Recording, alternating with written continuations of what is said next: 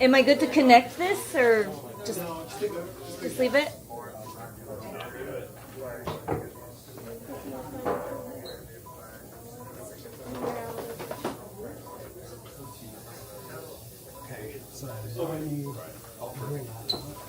Can you go get Keith's laptop? I'll get it. You might need it. You know where that's going? Yeah. A piece pie. Bring them out. Yeah. No, don't bring them out. Don't bring them out.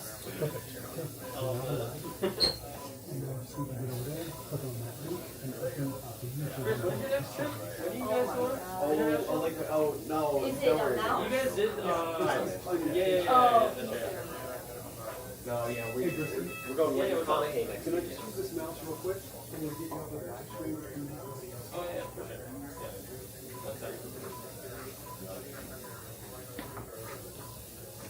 Do we need a mic him?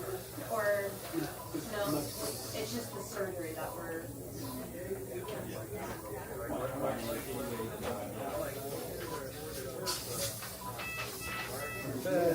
Can you put the mouse pad and the mouse on my actual desk?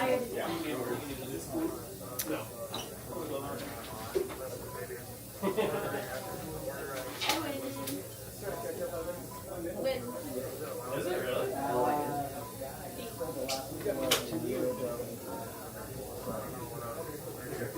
I'm gonna wait till they all. I'll store there. Life has changed quite a bit.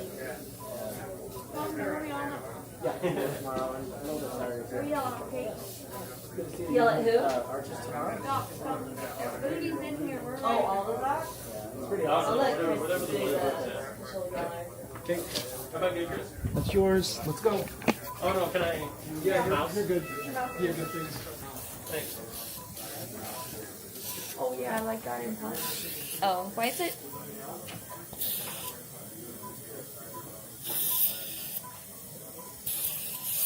Yeah, this is so slow. I think someone jacked up the settings yesterday. No, it's the RAM in it. It's always been slow. Oh, and it's like delayed, and you're like trying to make a little tiny. Yeah, each time movements and it's so delayed. They just need that. I think you just upgrade the RAM to 16 and it'll be fine. Well, we're getting another new whatever on the end of the month. Oh no, it's not the C key itself. It's just the. But do they have to redo like? No, see how the slow this software? is? Like, no, it's the speed that the software runs is based on the RAM of the computer usually. If it had more, see how slow it is. We can always grab Bobcat. He's here. No, he won't be able to do anything. He'll say the same thing. He'll be like, sorry, Dan. Get some more RAM in your computer.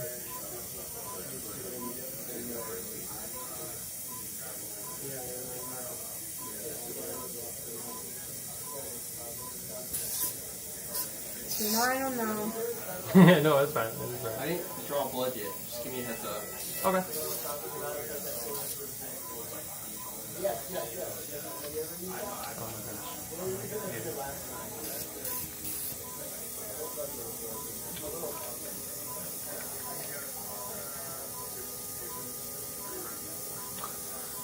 We can be here for a while. Oh my god. We're all judging you. What's that? We're judging you now. Yeah. Gotta get some faster computers.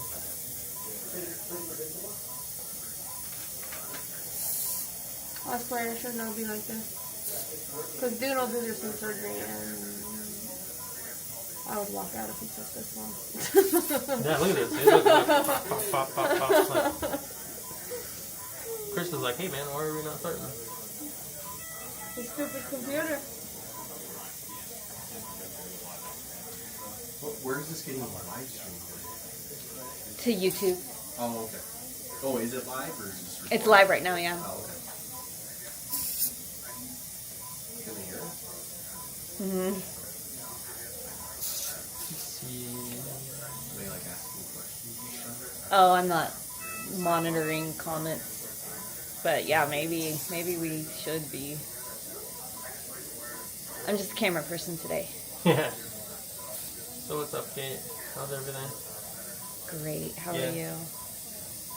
Ready for a marathon? Yeah, I know, right? I feel like it's been a marathon the past couple weeks.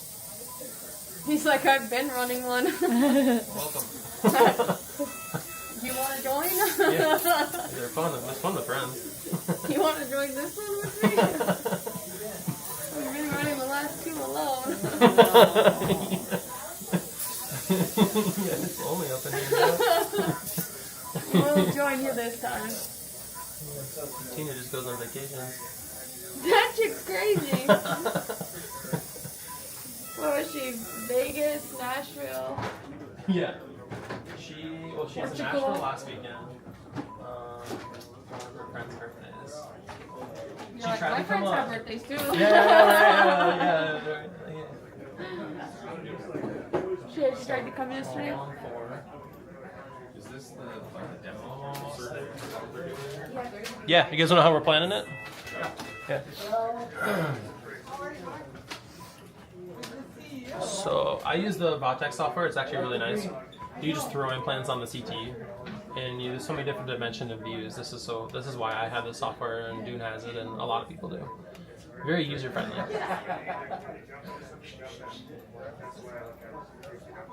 So I always place 6 implants, always, no matter what.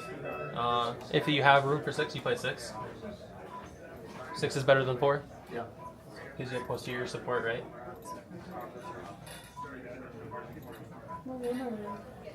Doctor's assistant. What's wrong? And they said to come after you. Sorry to interrupt. No, you're good. How's the little one, Matt? They're doing good now. Now? The little one, the newborn, has had surgery. Really? She's good.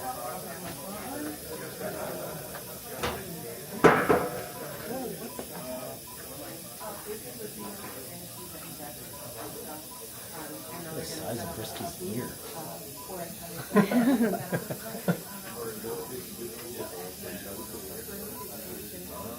So anyone that's ever watching, this is Mark Costas. He wears a medium. Extra medium. We got a custom scrub size. We just called the company and they're like, oh yeah, for Mark? Oh, Mark Costas? Yeah. Hell yeah. Mark Costas. I'll do that for Mark.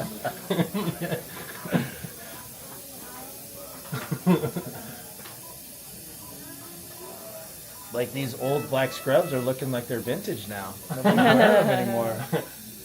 Well, you got some shiny and chrome ones now. I can't wait to put the greens on. Tomorrow I'm going to don the greens. Okay, so if you guys are looking at this case, I did upper arch, and I chose 6 implants. It's like an all-in-4 with 2 implants in the back, is what it is, right? So you still place your implants around your sinus on the top, or your vital structures, and your goal is to always have minimally 4 implants. But if you lose an implant, you have no teeth, right? So I always place 6 because if you lose this, who cares? Because you have this and this, right? If you lose this, who cares? Because now you have it all in 4 on that side. Like there's so many, right? But I think where docs get into trouble is we start doing all in 4s, but not understanding what an all in 4 is. Like why are we doing all in 4? If there's more bone in the back, like use it, right? Use that bone. For what I'm planning, this bottom one, same thing. I do it all in 4, right in the front, and then there's their bone. I put 2 in the back, right? Same thing again. The smallest implant I would go with in the back is a 7mm, so like a 4x7 is usually the smallest I would ever go in the back. So when I'm planning the implants on the bottom, there's different dimensions of planning. You have to have enough reduction for the prosthetic, for the zirconia thickness, right? And that means you're going to want to place an implant 14mm from the incisal edge down to the top of the implant. So I always measure 14. So my first thing is I roughly just throw implants on there with that in mind, right? Now on this one, his vertical's already good. I measured it because we did the top. So that means I can't open him anymore. So I don't have any more space to contribute. But if I could open him up 2mm, now I not only have 14, I have 16 because I opened them up another 2. So when you get your initial records, it's really important to make sure your initial records are at the exact vertical that you want your case done and designed on. A designer cannot open the bite. If you tell them, hey, open the bite, they're like, I don't know what you're talking about, doc. But they won't call you out on it. And it's like, okay, that's fine. But you have to spoon feed them the dimensions. So if you want a case to go well, you have to have upper lower bite, and you have to open up their bite with a leaf gauge, right? And you're going to take measurements with a VDO gauge, which measures the eye to the corner of the lip and then the bottom of the nose to the chin. And in 99% of people, that is the same exact measurement. Unless you look like the dude from the Goonies, then obviously like it's not going to be accurate, right? We can just call that patient out. We don't have to tell him. But so for this patient, his vertical is perfect already. Therefore, I have what I have. I have to get my space by reducing bone, right? I can't open up the bite. Would you repeat that? Eye to the corner of the mouth? Yeah, middle of the eye to the corner of the mouth is equals to the bottom of the nose to the bottom of the chin in 99% of people. Okay. Yep. So that means my brain is thinking I have to minimally have that 14, right? Now you'll see almost every single case, I'd say like 90% of cases, is 3 to 4 millimeters of bone. And guess what? It's like 4 up to here. 4 again. So it's like the same thing over and over and over and over and over. You're going to see patterns in this stuff. So then the second measurement, that means after I take the teeth out, I'm going to mark the bone with 4 millimeters of reduction. I'm going to just reduce the bone because I need it. I need that for my prosthetic. Either way you cut it, right? And then the second measurement is going to be coming off of the resting lip position. So after I do that part of the surgery, I'm going to take this out and we're going to measure the resting lip position to this edentulous ruler, wherever that is, called a Masad ruler. That will help hide the transition line. So there's 2 things you have to consider. You have to consider the reduction and for the zirconia, but you also have to consider when the patient smiles, is it going to be hidden, right? That's why having a forced smile picture is the most important thing in the world, right? I would encourage everyone to, when you do a case like this, get the picture and just put it on the wall, like tape it on the wall, the smile. And them smiling as big as they can, right? Because if you don't, you'll have no idea how much bone approximately you're going to be removing for these. And I'm not going to really make this implant go in more to fit another one in the back. I usually will have maximum spread of my 4, and then I add my 2 in the back, if that makes sense. Yep. So all of my surgeries actually have the same exact size implants too. It's always the 2 ones here at the laterals. It's usually the lateral, or see how the bone is, it goes in, so it's thinner here, right? Then it flares out here and here. So my implant is always at the lateral here, on the lingual of the lateral, or it's right here on the corner of the lateral is where it is. So if there's not bone here, there's always bone there. Yep.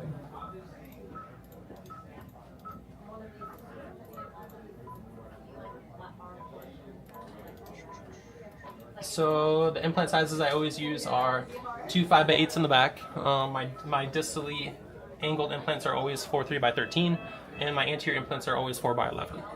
The smallest implant you ever want to place in full arch is a 5x8, is like an 8mm implant, but I don't feel comfortable unless my implants are 13s or 11.5s. So if there isn't, like, why are we not placing longer implants? After so many years, I've removed so many implants, and I've noticed when it's 13, that thing is really hard to get out. If it's 10, it can unscrew half the time. So if I can physically remove an implant with my hands, like, how strong is that actually? How integrated is that implant really? So that's why I always pick 4 3x13, 4x11, 4x11, and 4 3x13. As minimal as like my sizes that I would like to go in terms of the bone to implant contact.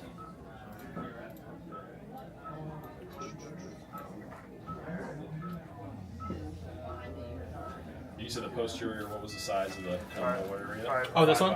Yeah. Oh, the back implant? Yeah. Always a 5x8. 5x8. Yep.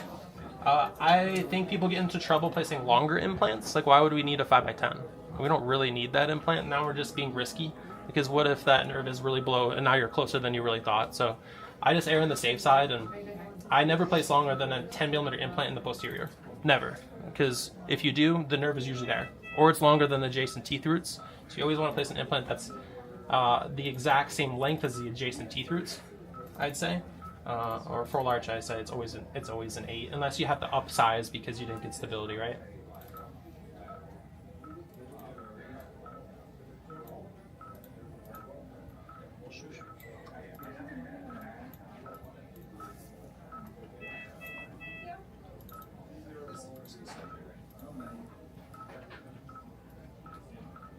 John, are you there? Yeah, man. Okay, I think you're supposed to comment on stuff too. Yeah. Yeah. I was trying to figure out, like, yeah, we can throw me off a little bit. Like, Yeah. where I'm supposed to be, and then as I walk in here, somebody grab me. Cool. So I know you. last What's one. up, brother? Dude, so good to see you. See you too, man. You're looking good. How far, like, subcrestal are you typically trying? Are you going like 2mm? All my What are you shooting implants, for? I'd say, are always 1.5 to 2. Yep, always. Always, unless there's a vital structure preventing me from doing that. Yep. All right, cool. So that's the plan here. We'll take out all these teeth. We're gonna do an all on 4 basically, and then 2 in the back. Yep. On each of my implants, there's about 14 millimeters from the incisal edge to the base of the implant. Then we'll do our second bone reduction will be from our edentulous lip ruler. That will help with the transition line. So, Yes.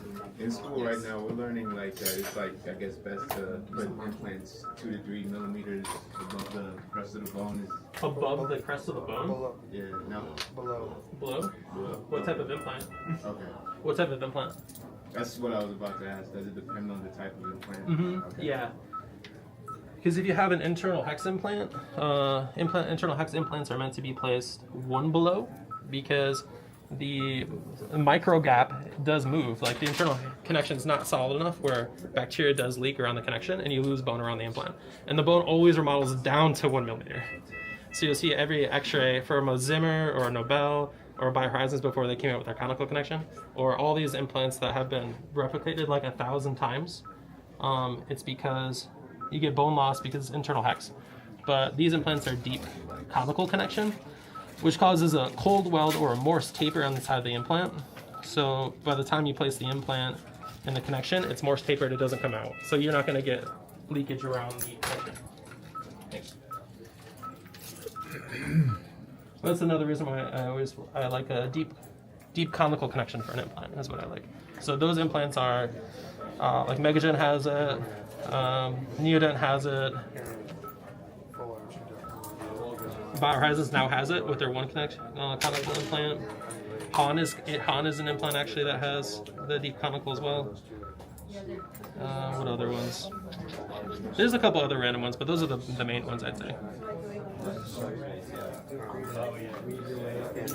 So anesthetic here, like what's just So kind of water for- filtration and Yep. So for anesthetic, I like using a lot more marking. So max carpules. So in dental school, what's the max carpules of a septo? What? 8. What's it of marking? Ooh, call on me. Yeah, Dr. Doom. I'm not asking. What's the max carpules of marking? I don't know. No? It's like 13, right? 12, 13. so which one you say was 8? Lidocaine is also about 12, 13 as well. Septo is 8. So by the time you use septo, and your patient's probably not going to be sleeping when we're like early on in our careers, because most of the practices will never have something set up where CNRs come in your practice to do sedation. You're going to max out real early, and your patient's going to be in pain. So I use a lot of seat nest when patients are awake. Seat nest is just no epi in it, right? Which allows you to. So I'll give 1 seat nest on my block and 1 marking. And I'll do 1 seat nest, 1 marking, and then I'll use usually septo for the rest of it, because septo has better bone penetration. I feel like for anesthetic, it's really strong. And then I'll give 2 carpules infiltration. Or then I'll take another 2 carpules of septo and I'll go right in the tissue and blanch all the papillas everywhere. So that way, by the time I go to make my incision, everything's numb and nothing's bleeding. And the flap is nice and firm. So it's easy to make an incision. And not get like pulled pork out of your flap. Because early on in our careers, when we're making a flap, we're not going to be the best at taking the tissue off the bone, right? So our flap's going to look more like a pulled pork. Right? So if you can do something to firm up the tissue a little bit, always the best idea. Sit nest is also nice. Like the chemistry of it's a little different, so it doesn't have to burn the same as everything else. Yeah. It's a really good practice builder. It's the same thing as if you were to do the sodium bicarb and buffer your anesthetic. But I'm lazy. I'm not going to sit there and buffer an anesthetic. I can't do that. Definitely practice builder, yeah, for sedated patients. So, Doc, with the seat nest, is that a difference between that's prilocaine, right? Yeah, just a touch. So What's that? Seat nest is prilocaine, correct? Correct. Yes. Okay, so what's the difference between prilocaine and carbocaine for something like this? Oh, same thing. You could use either. Okay. Yeah.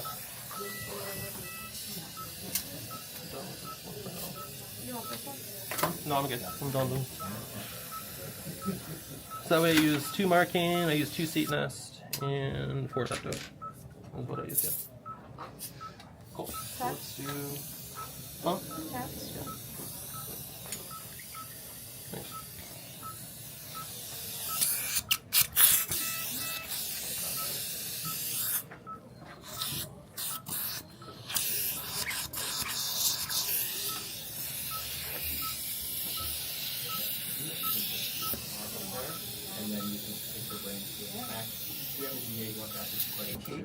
I'm just gonna watch you really close.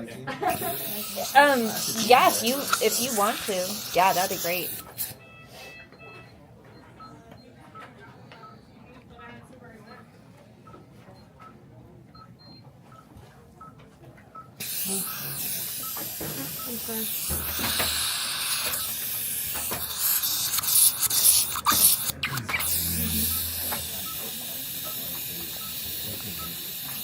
Good. Yes.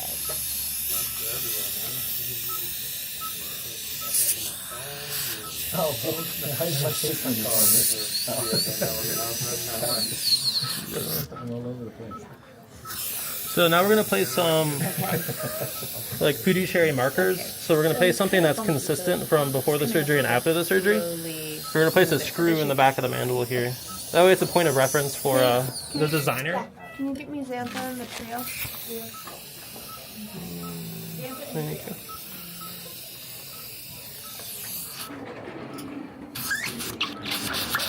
So do you have to do an intraoral scan after you place that? Mm-hmm. So you Yep. place it, do the intraoral scan, and then that's the common reference. That's a reference point, yeah. That way when you take the teeth out, the screws are still there, right? I don't know.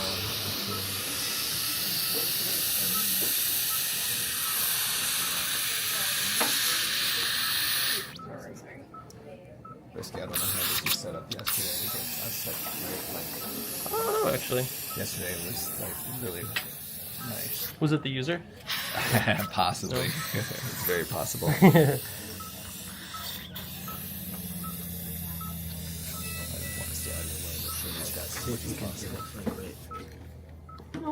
just don't want to get in his way. You can reference to see if they can see the computer. You can use teeth as reference points. You can use TADs. You can do whatever you want there. If there's a second molar, I'll leave it. Then I'll put a TAD on the other side. But if there's nothing anterior, you always put the TADs in the back area of the retromolar pad. You can actually put it in right in the anterior portion of the mandible, but you have to think about after you do your flap and your reduction, is it going to be in the way? So you can't do it on every case like that. And also you can have tissue open in that area if you don't close it. If you're going digital, don't forget to do this. We almost forgot yesterday. Yeah. So you get kind of dialed in with everything. So having a checklist is not a bad idea. Mm-hmm. And if you did forget to do it, are you just SOL, or are you like, what? How do you recover from that? You should stop as soon as you notice that you don't have it and put some in. At least give your designer a chance to make you some nice teeth. Otherwise, you're going to have to seat it and then scan it and deliver another time. Yeah. Yeah. There are other ways to salvage it. It's just all a real big pain. It's salvage, not. Yeah.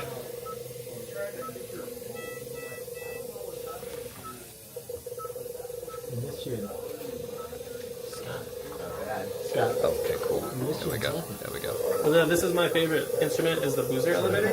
This is a periosteal. It feels like your thumb. Like I can't work my thumb. So this is way smaller and more detailed, and it's way sharper. So I open all my flaps with my boozer instrument instead. Otherwise, you get a ton of tissue tears everywhere. Plus this sharp pointy end, if you slip, you get a tear, right? Just got to be intentional about surgery. Oh, cool. Got it ready? Got it. Nice. Dang, way better. Finally, you guys got a trios. Do you like it better? That's so much better, dude. So Trios is the best scanner ever for anything surgery related. It's so much quicker. Medit would be second, I guess. Could not get a minute. But I would try to trade it in. So, Doc, do you prefer to extract first, or do you prefer to? Dealer's choice on taking teeth out or not. Dune takes them out Dune flaps first. I actually take teeth out first. I think it's a preference thing. I Where'd you put the markers? They are. Oh, right. Posted, yeah, posted are the second ones. Just 2 of them? 2 of them, yep. Yep. And that's enough. Yep. Okay. Yeah, as long as they don't move. I think on social media sometimes you'll see they want them triangulated, but the lab techs are fine with 2 if they're good markers. Yeah, right. Yeah, 3 is best. On the palette, you'll pretty much always do 3. And a tripod, or if you have a different design of a TAD, where the TAD has more anatomy in it, it's like taller, more surface area, then you can use a TAD with just 2 of them. This is my favorite elevator. It's just a luxating elevator. So some of the plastic handled ones that you see, this is really cheap. It's like, I think it's like $40, and I use it for like 2 years. Hey guys, sorry about the camera work here. I'm still trying to. Yeah, right. Unless you break it. You specific. Yeah, right. Too strong. Oh, do you have those? No, I'm trying to figure the elevators gimbal I out. bought. I'm trying to figure the I do. gimbal I out. have It's to a run little and bit grab funny, them.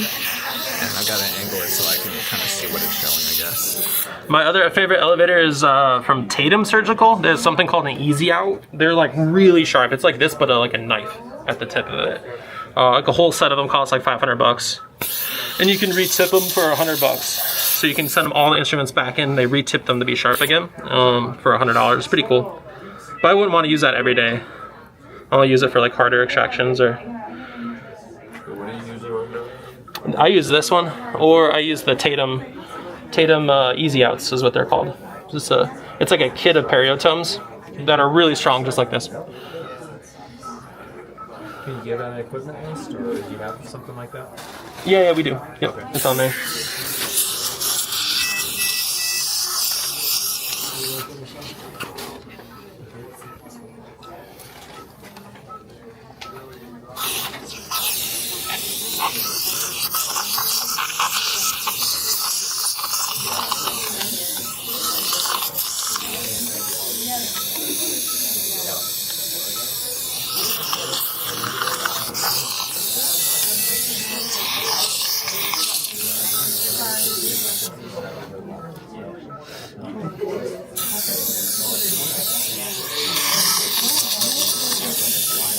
When you guys have teeth to take out, hey, you guys who are chatting in the back there, What's that? like, yeah, can you guys keep it down at least? Yeah. When you guys are doing these surgeries and you have teeth to extract, I would recommend that you plan the extractions to take longer than you expect it to, because a lot of times the stressful part of all of this for you guys at this point was placing the implants. And so I know that I've gotten really stressed thinking, man, the extractions are taking forever, and then you rush through the part that you really need more detail. Just allot yourself enough time for the extractions. Brisky's gonna go pretty fast through these, but just kind of get yourself prepared for that. Almost see it as two separate little surgeries. Yeah, this guy's got a ton of root decay. Yeah, that always makes it hard too, right? And they're always gonna have that. There's always gonna be something. Okay. And then you have to plan your surgery for like teeth that you think are going to be hard to take out and you have no buckle left. You have to plan your surgery about that, right? Yeah. Like your canines. Like, will your canine bone ability be there still? It might not.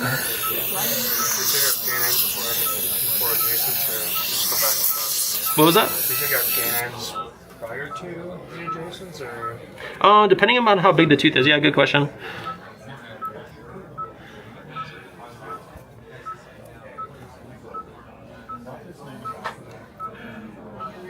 You've always got a backup plan or two in your head, though, right? Oh, for sure. Yeah. See how like everything's a buckle decay? So this is one where I actually do go in and flap some of this, so I can grab more of the tooth.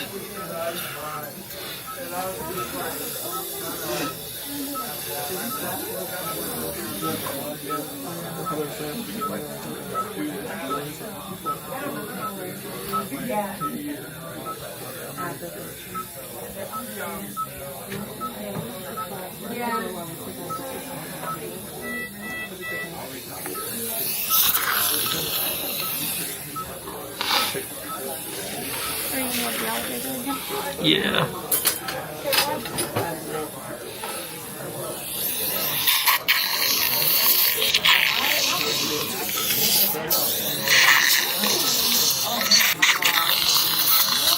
It's been a while. Hopefully I'm doing good.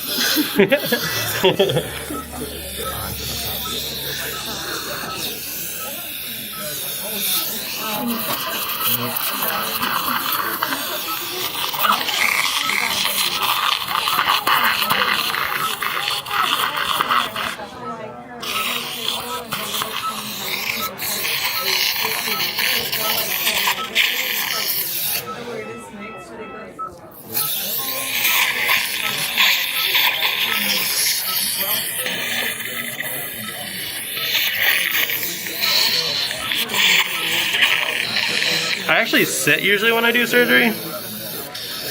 Most people stand now. Do you want to sit, bro? No, I'm okay. I feel like it's easier for people to see. Sorry, I'm being lazy. No, you're good.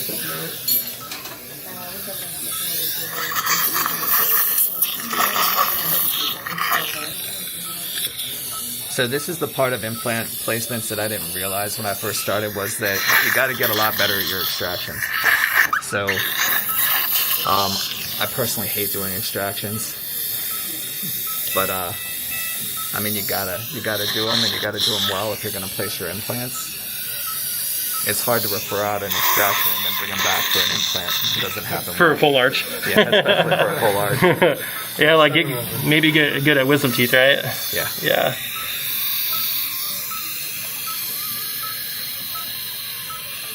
Not the space. I love how it was cold in here like 2 seconds ago. No, Bacon. Extra steamy.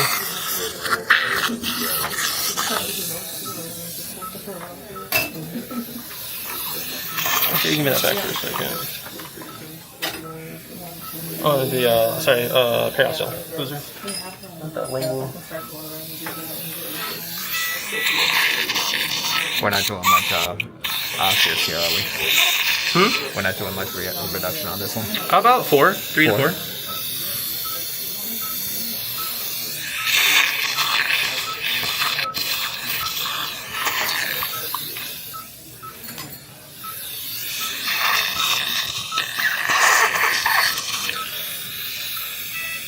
So Brisky, talk to me a little bit about how you feel about like doing some interproximal osseous reduction, like to try to get these teeth out, because you like to take the teeth out before you flap. Do you ever go in there with a burr and kind of do some of that reduction with the like? I mean, you guess you could. Just to try to make your extractions easier.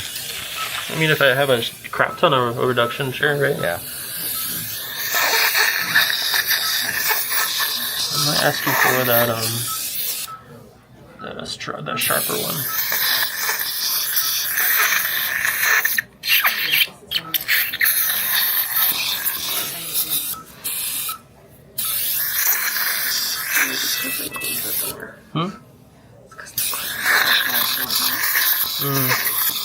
Oh, you should open that door.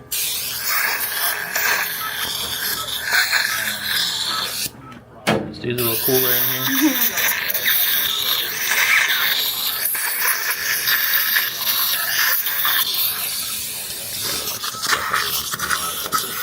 What'd you say? Just this gimbal.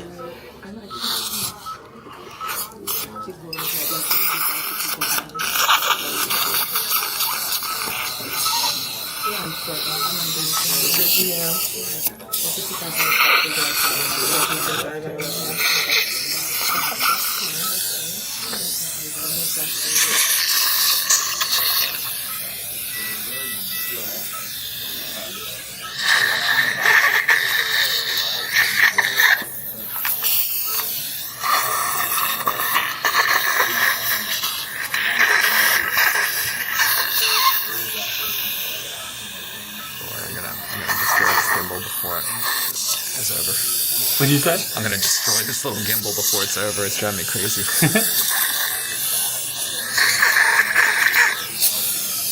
It's lagging too. There's a lag, but I mean, just every once in a while it decides that it wants to flip.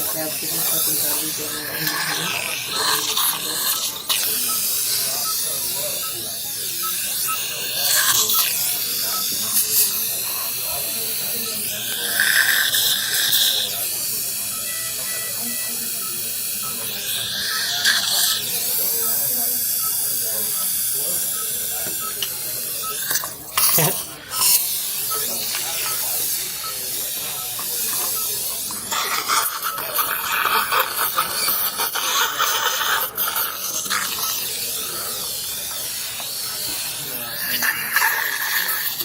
many of you guys are here for full arch? Okay, cool. What do you guys have any preconceptions, or have you guys done any full arches yet? Anyone? Under 100. What parts about your sub 100 are still making you nervous? Sub 100, I like that, yeah. I like the buckle plate on one of them. With the extractions or the... Yeah, the extractions. I feel like there's just quite a lot to learn. You know, there's a big jump just from doing, you know, the one speed and the overhead to the I've done a couple. One I tried to do more as like singles. Yeah. And it was like more difficult. I did one more of a full art, and then I don't think my suturing was tough. You know, I did that quite a few years ago, and so you probably learned a lot already just from like this morning. Huh? Yeah. Just when I was talking this morning, like how important the suturing is, or the closure is, and how it's not quite the same as doing a bunch of onesie twosies. yeah, you know, I think on that one, first one I had done, I ended up doing cover screws and trying to, and then just kind of the midline suture, and I felt like getting that midline right over it.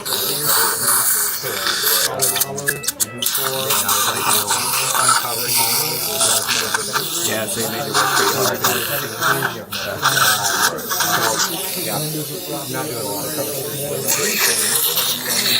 Yeah, well, I mean, yeah, so we want to try to deliver these as soon as possible, right? So, I mean, everything that we do, so Brisky said that there were only 2 arches that he wasn't able to load. So, you know, that means essentially we're doing these in a way, or trying to teach them in a way that they're going to be able to load.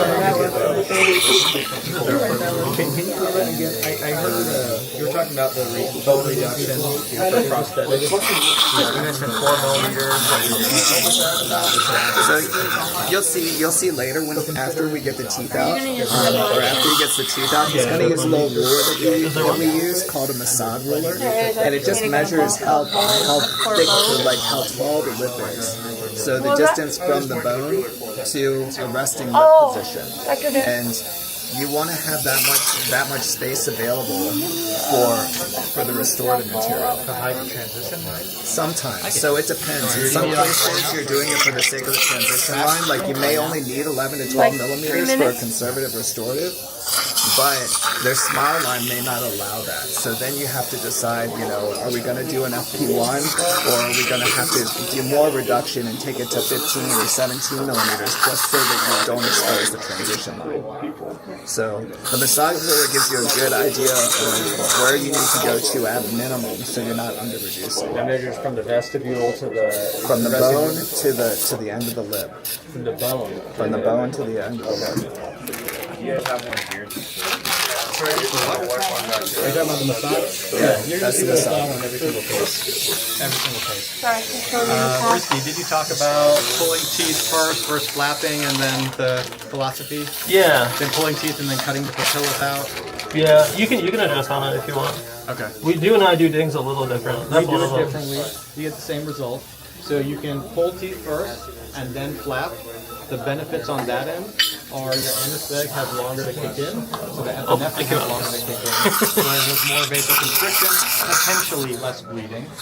Then also when the tissue is attached to the alveolus, you can cut your papilla because it's not flapping everywhere. So you're going to cut the granulomatous tissue out of there and clean it all out, and then you flap it and you have nice incisions.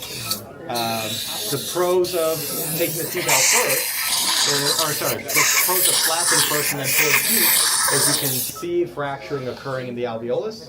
If you have those really long canines, prominent canines with those eminences coming out, you got to be careful.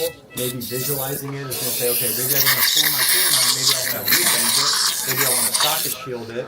So Doctor, I'm in the camp of would you be flapping able to have first someone and get then me a pulling cow my horn teeth out of that room? versus what Dr. Brisky does, which actually I've done his technique probably 50-50 at this point. And it's just If situation. teeth stop breaking, I open everything up, is what I do. Or if you have a canine that you know is not going to come off, I'll open it, and then I'll actually take the bone off the buckle with like a sharp end of the boozer, like take that down, because otherwise it's going to have more bone will come with it if you don't remove it for it to make the tooth loose. And then when you flap, you have the option of you retract and you use your periosteal. Anything else while peel the tissue away. What I like to do Was there another elevator on it? I grab my Addison tissue forceps and I pull the tissue away. I look where the periosteum is leaving the bone. I get a boozer and I scrape it while I pull and I scrape and pull. So I'm pulling and scraping the tissue away together, and I feel like I have more control. And then when I loosen some up, I'll move to the next site, and then I'll go there and I'll loosen it up. So for me, that works better. Picos does it that way. For the dental school students, how you use a 23, right? You squeeze on the way up, right? Then you go back down, and you squeeze on the way up, like that. Yep. Yeah, it's like you're pumping water. Then you go side. You hold the bone, you go side, like this, right? And a little bit of rock like this. Then I go down, squeeze up. Yep. Start on one end, and then fade on the other end. Got it. It's just a finer instrument than your traditional others. Oh, boozer, one more time. You just can engage you.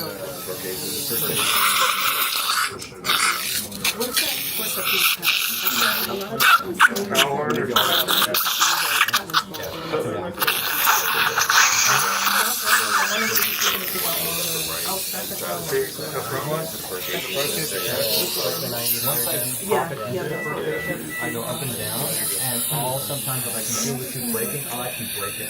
Because I'm just like me sectioning the tooth, I just want to take it on the drill. Now remember, in full arch, I already am removing bone, so I don't care if I lose 2 millimeters of personal bone. If I'm doing a single implant, way different. Pick up your hand piece, clean out. Save all the bone. But if it's in full arch, you can go a little bit more aggressive, you can go a little bit more quickly. Yeah. Also, if you're working on both arches and the patient can't open up more than 3 fingers, take the upper teeth out and the lower teeth out first. You have more room to operate. So for incision line, like the TADs always go in the same spot. It goes like where the second molar is. I used to place a lot of second molar implants, and I stopped. I actually only placed implants at the first molar because I only want first molar occlusion. Because I found that over the years, like the more teeth you hang off the back, the thinner the prosthetic gets. So I actually don't do second molars anymore, unless it's for the top of the pterygoids. You do the same thing now, probably? What do you need? With implant location? Yeah, implant location. Yeah, I'll usually put it in the medial of the first molar. Yep. It's like my go-to. Everyone has their go-to zones where you do surgery, but you got to be open to creativity and improv. So you got to just improv as you go through it as well. But if it permits, try to do everything the same way every time. Cool, watch your finger. Make sure you never poke your assistants, because then you have to pay for them to go to the hospital. I wouldn't say anything. Yeah, we have to force Mac to go to the hospital. But if they really have their back, they won't go either way. She'll just stab you back. And that's the patient they should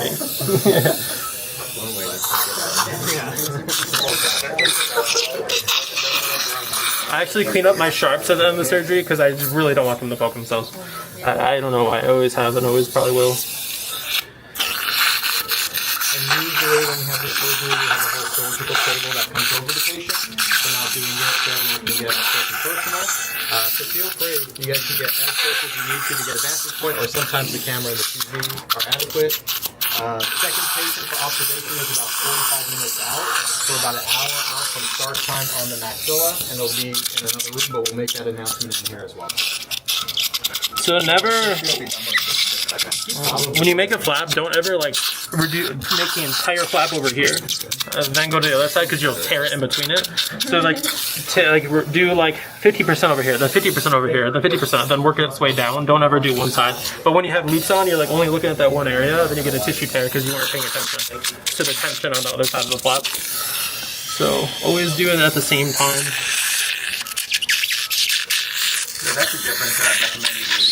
And this is annoying because I can't see where the tissue is or what's holding it up, so I always grab a tissue forceps and I actually grab the tissue, and I lift it up, and I see what's holding it on. Because if there's periosteum or some weird tissue, I'll cut it with a 15 and I'll keep going down. But I always have these are the two most common instruments in my hair. Are these two? You touch the tissue, and then you can scrape the periosteum down.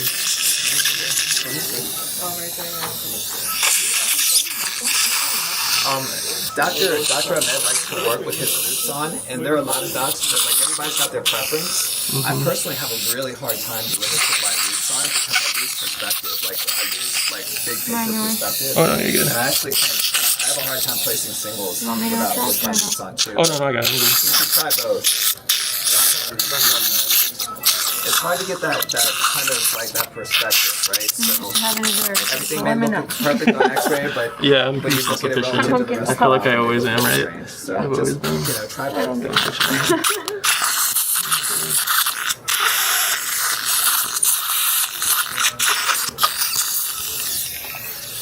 So if you see right here, I don't know if the camera can show it. Like the periosteum is like really like sticky on top of the bone. I don't know if you can see that or not.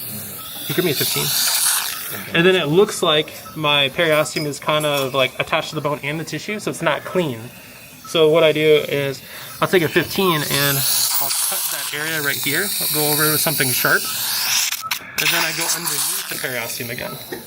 There's a little delay, so you guys can see it twice if you're up close. This section right here. So now as you can see, like, if you were able to look in here, you'll see this little piece of periosteum right here.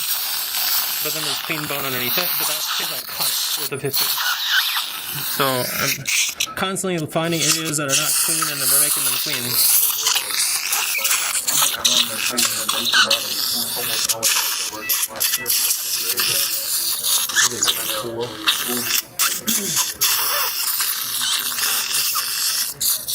Are you guys used to flapping like that? Are you guys used to flapping the bone that clean? And same thing here. See this, like, you can see this periosteum is not the cleanest. But you got to be really intentional. Like, put your periosteum on bone and, like, really press. Or go back and forth like this and cut it, right?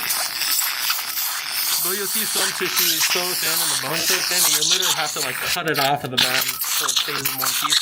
Otherwise you get a bunch of tears. Okay, so now everything is open there.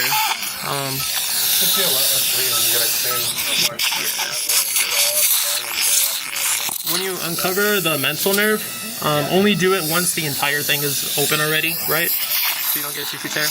But I'll arbitrarily locate it, right? Where am I? So I look, it's at the second premolar. So I'm gonna go where the canine is, and work my way back, and I'm gonna go where my molar is, and work my way forward. And then eventually you'll see the top of it.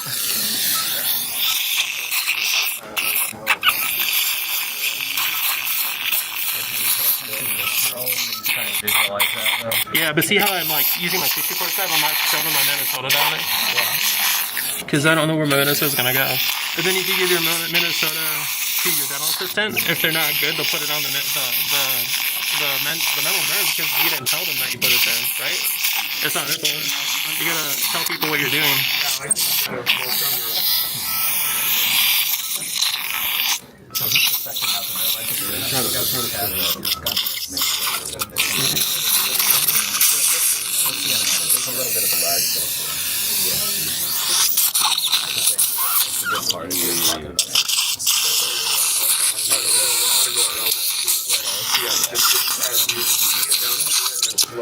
So I do the same thing. I start at like an anterior person. This one's at the second molar on the other side. So I start at the canine. I work my down and forward to where maybe the first premolar is. And then I go back to the molar and I work my way forward to the second premolar. And then you'll start to see the top of it is what you're gonna start seeing go out. And then you start going around it.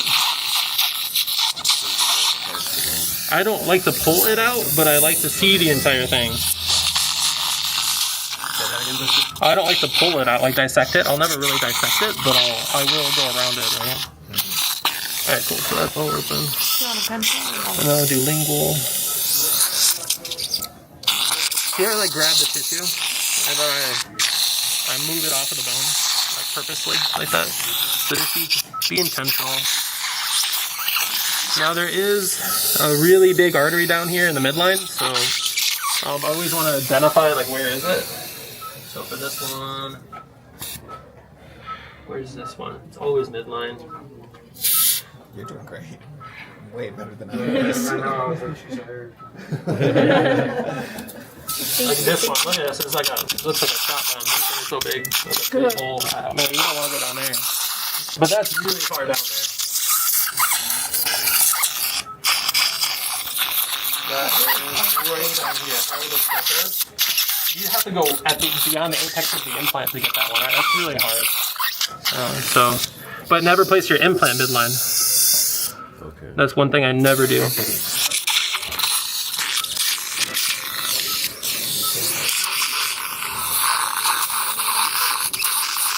When do you do like a midline and vertical?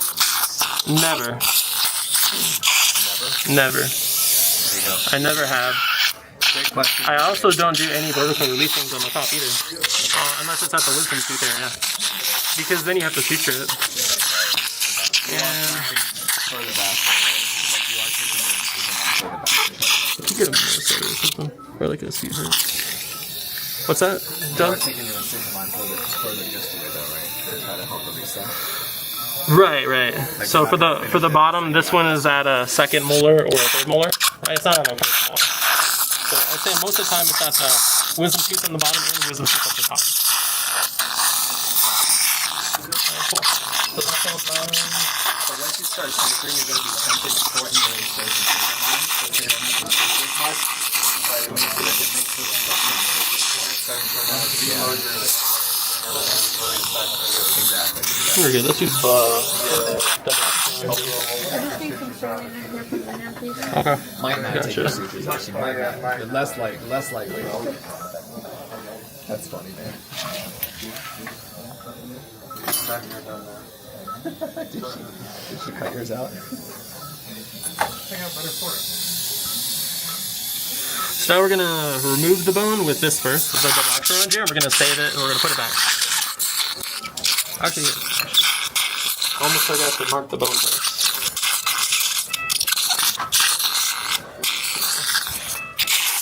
So the only time you should really move from like a 12 o'clock position to like a front facing is when you're reducing bone or marking bone, or you're trying to see the plane here. Otherwise, you should always be working like right here.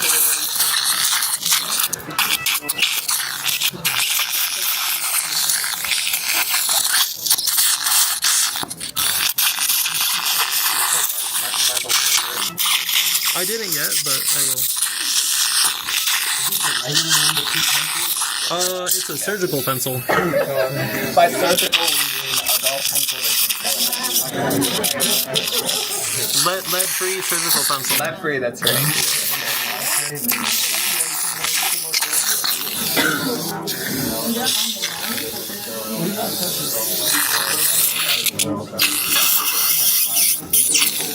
So, Risky, what kind of landmarks are you using for your line here? Where my implants are. Yep. So you're just kind of looking and like kind of guessing where, I mean, yeah. Yeah, because you still need the 3, and you have to reduce in the back. People under reduce in the back all the time. You still have to reduce in the back if you reduce in the front, right? So I use the incised ledge, the implant is what I do, and then I'll reduce how much bone is there. And for almost all cases, it's 3 or 4. I'd say. Hey, you guys, yeah, he's making it a lot simpler. Are you going to take the massage roller off for this? Not yet. Okay. After I reduce, because I still need that. I still know I need the reduction, right? Otherwise, you're downplaying your experience, Frisky. he's humble. Yeah. It's also fun to put that and get back in and back up. I'll take it. Well, you want to make sure that Actually. So, if I put this massage roller in, you want to go between 20 and like 22, I'd say, for a reduction. But if I was to just let the lip go on, like don't push the lip up because you can find any measurement you want, right? But you have to put this end on the bone and then let the lip fall. But then I kind of go down with it, and I see where it kind of springs up. You never want to try to artificially inflate where it is, right? Because then you just get under reduction. So this one is like,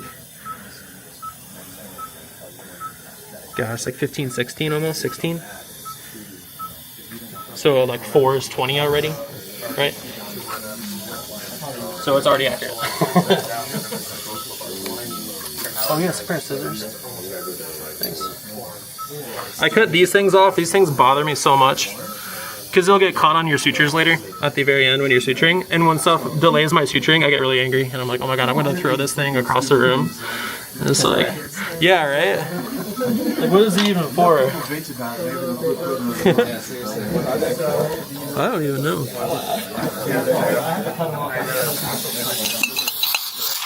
Yeah.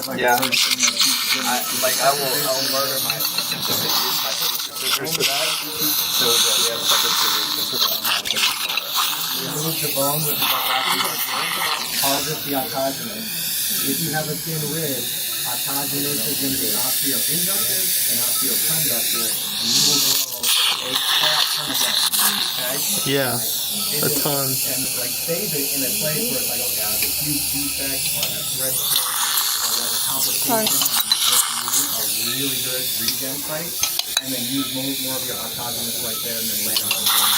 But harvesting takes an extra 10 minutes. It will go a long way in complex cases. Now, if you got a mile and a half of bone and you don't think you need it, mow it all down. That's fine. It's always better to have something and take the extra time and then throw it away versus not having it. And saving it. And then, like, are you using like a bone mill or something? Yeah, the best thing's a bone mill. It is. But a bone mill will turn it into a paste instead of like cortical bone. So if you use a bone mill, you have to combine it with cortical cancellous. Otherwise, it doesn't have enough like body to it. And you take the X-ray later, it looks like dark. Like you didn't even fill the taco bone. So I like to mix the bone if you use a bone mill with cortical cancellous. Double jointed changes if you've never had. Oh my god. You can eat a whole Are there times you do not use a bone mill? Like, how do you use that? Those big chunks. Dr. Lee, So, are you doing your surgery this way too? I've heard some people say that you can sit there and go like this with the bone. Click, click, click, click, click, click. But when you do, there's still hunks of bone. You think a hunk of bone is gonna integrate? That thing is like 4 millimeters. Like a 3 millimeter hunk of bone? No way, right? Because you want your bone particles to be 0.25 to 1, not 4. So you always have to make it smaller. We've got one guy out there who's got a grip strength unbelievable. Oh, yeah. Versus that bone there. Yeah. Coming in with a lot. The bone that comes off your fur from the implant, you have to mill that out too, or is that So look how much bone is in here. Yeah, crap ton of bone in there. It's a lot, right? Alright, I'll use a frame. Yeah, so Doc, if the bone is kind of poor quality, a lot of infection area, kind of stuff, you ever discard that? Or? No, only if you put peroxide in the back. So just remove the peroxide before you flip the bone. Yeah. Oh yeah, there's no little thingy in there. In that toolbox on the top, there's one that you can put on for saline. In the toolbox, very top. Way at the end down there.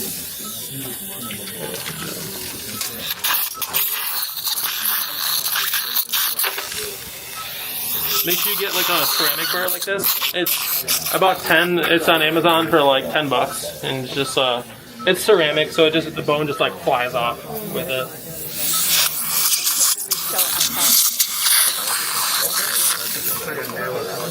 Yeah, the ones for nails. Yeah. Okay. You sure? I really don't want to get drunk, so. You want me to cover do something? No. What are you running that at? You really want this to cut at like 500 about. If you do too high, it just flies everywhere, and you kind of burn the bone or have the bone chunks get caught. So I find like lower setting on it actually works better because it's so short.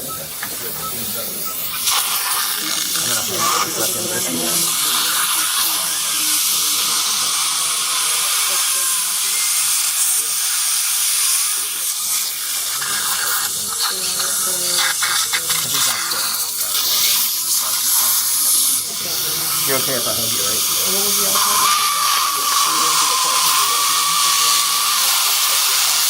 Okay, so never hold your bird like this, like upwards, right?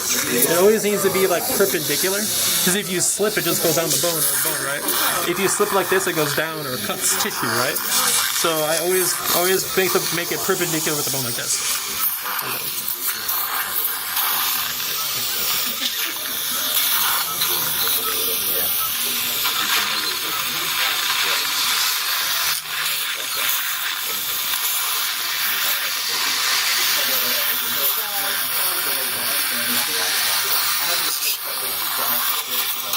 Practice person.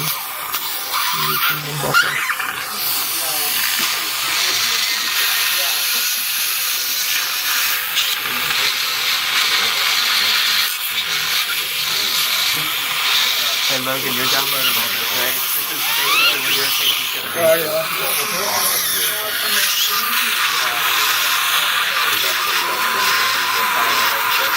Same with bone reduction, don't reduce all on one side and then go to the other, because it's going to be like this. I see that a lot in classes.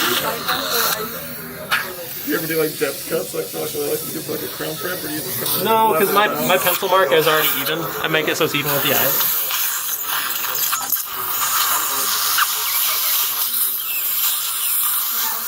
See, I'm trying my best not to spray Michaela, because then she'll get mad at me, and then she'll kick me under the shade.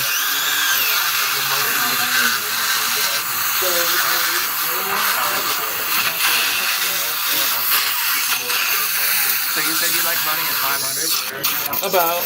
Where is this at right now? Right, whatever this is. 400, 500, yeah.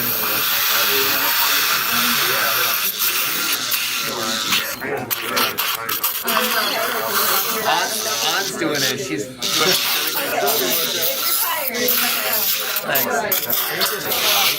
table topping? Or are you gonna worry about that?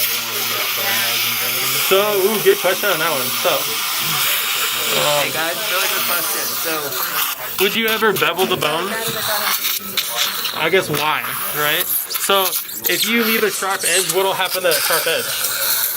The body makes it round. If you ever open the flap and it's the razor sharp, it's physically impossible. The razor sharp is round actually on the tip of it. So there's no such thing as a sharp edge.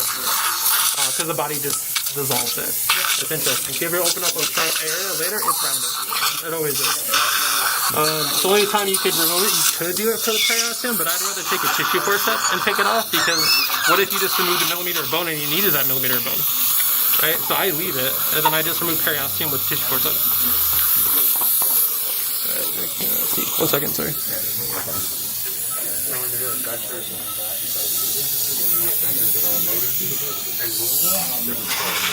oh, sorry about that. Man, it's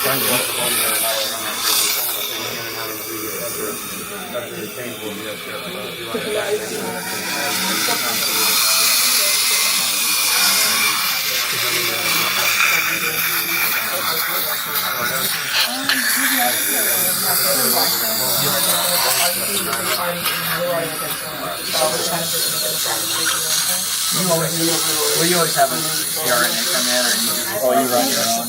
Yeah. I always use CRNA because the surgery is so quick that way. Figure out how to. I'll be here for like an hour and a half. Then I can go do some other stuff. From Colorado, if you have a CRNA coming in, do you have to have your facility certified? Yes.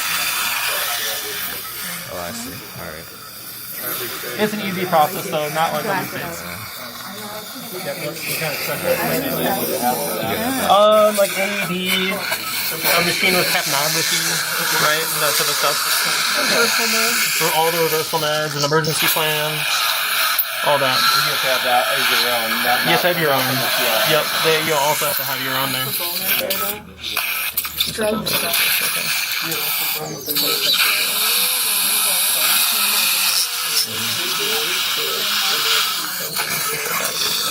He used this on his reference, so So what I was trying to say is like for him, it's just a really quick and easy. Because just so he's looking at this and using that in reference to what he sees in the mask, and he just knows that the head of the implant needs to go there, so he marked it based on that.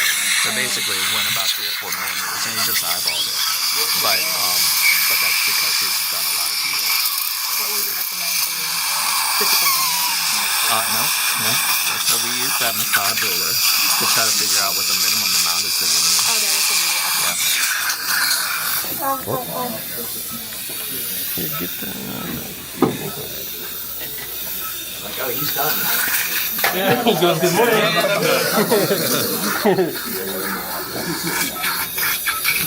Alright, how are we looking? Over here? Yeah.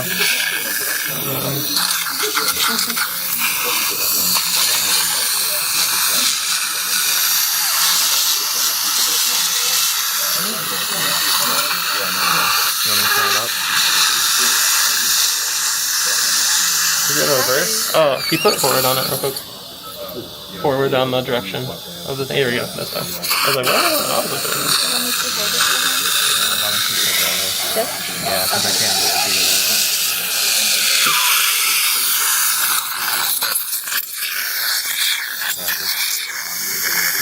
Over here? Yeah. I'm looking to make sure it's even to his eyes.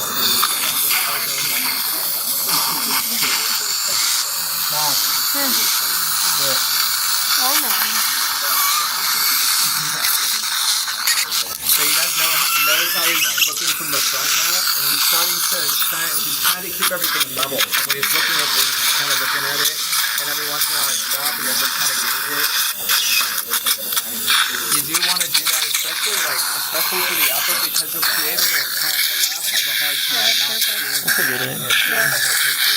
You give him a nice flat frame, then you're going to get a flatter frame and What happens if you reduce the work?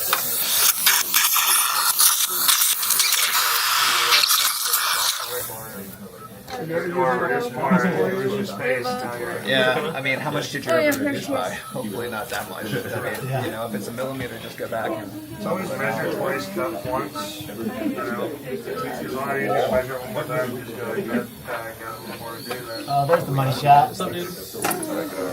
Hello, John. What's up? She's Yeah, that one. So, like, whenever I take it, it gets You see a monojet?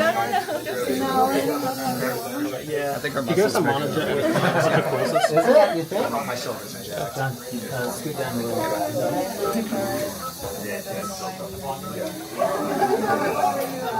Thank you. Oh, I got a bid for him. Yeah, ask for someone to get a bid for this guy.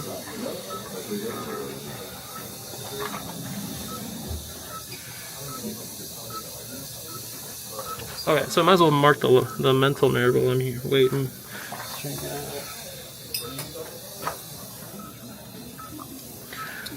So now that I see my mental nerve, I put one pencil mark like in front of it, and then one behind it, and marks like this. You can see it. It's a little slower than that. Oh, it's really delayed. Oh, dang, it is really delayed. It's really delayed. That's Chris.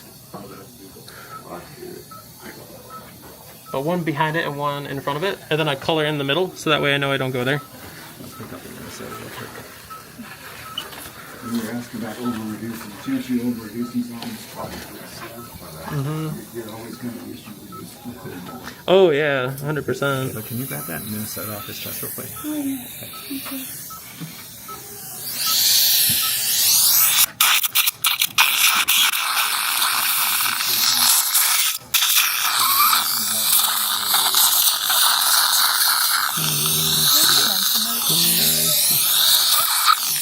Chris, if you can give us a good delay on the freaking camera. It's so hard to point it out. Yeah, like I'm still working and I worked like 30 seconds ago. Okay. And then the width of the elevator is 5 millimeters. The width of a periaxial is 7. So if you mark 7 in front of it with like a periaxial, you'll know by the time you place a 4 millimeter implant, it'll take up 2 of those millimeters. So now you're at 5. So you want to be exactly 5 in front of the mental.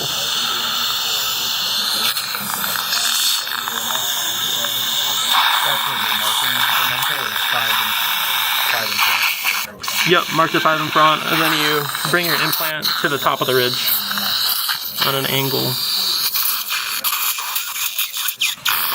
Yeah, no way to get rid of the delay, Chris said. Oh, is he gonna try too? Okay. He said no way to. Oh, no way? Dang, that sucks. I wonder what it is. It was working perfect yesterday. No, it was delayed yesterday too. It was going in and out of delay. Was it? Yeah. Because you have several different cameras on.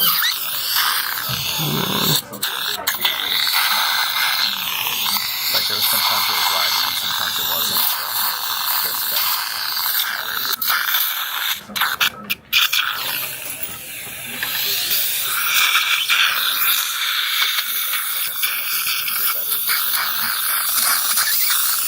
So I placed my distal implants first. What's that? Yeah, you want to grab that? Oh, here, I'll grab it. Let's grab let's do the periosteum first.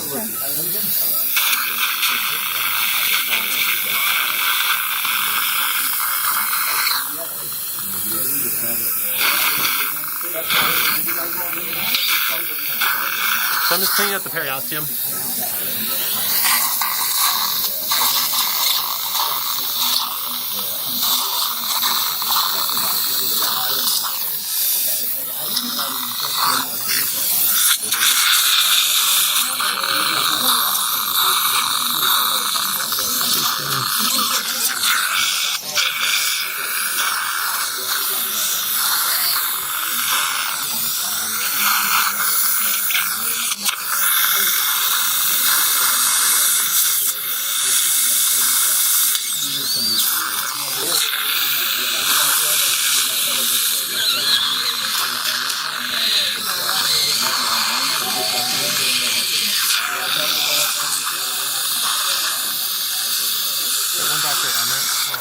He had a cool setup. He just brought in for the cases. It's a suction, just grab it and throw it away.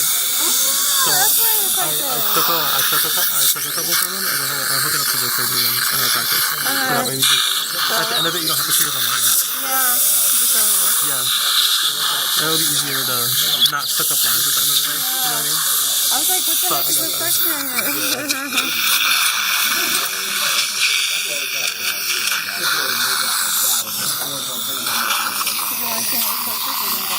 Oh, yeah.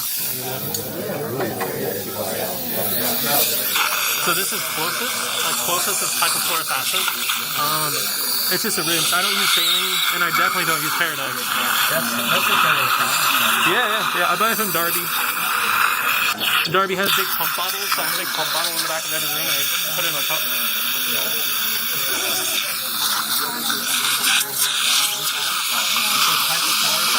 Yeah.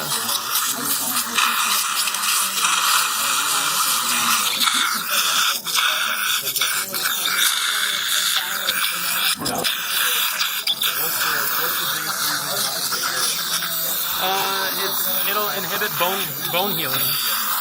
And Paradex was made originally in the 50s to clean submarines. To scrub the bottom of the submarine, so I'm not going to use it. What are golf pencils for? Surgery.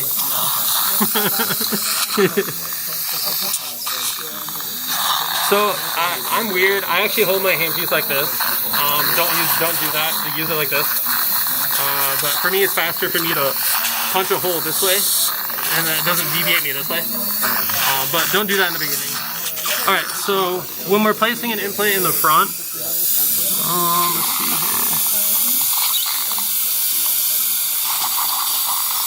I have an angulation, right? But it's hard to keep that angle. So first, I always make a dot on the top of the osteotomy, like where I'm actually going to start. So first, I will go to the top. I'm going to go here. Let's see, I'm going to place it back here on this distal one. So it goes here.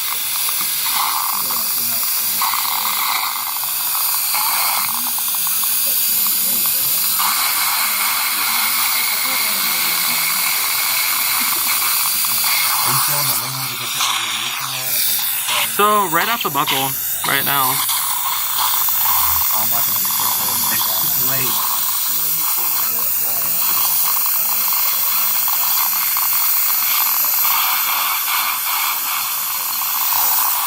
So you just line it up to the buckle is the safest way to do it in the initial one.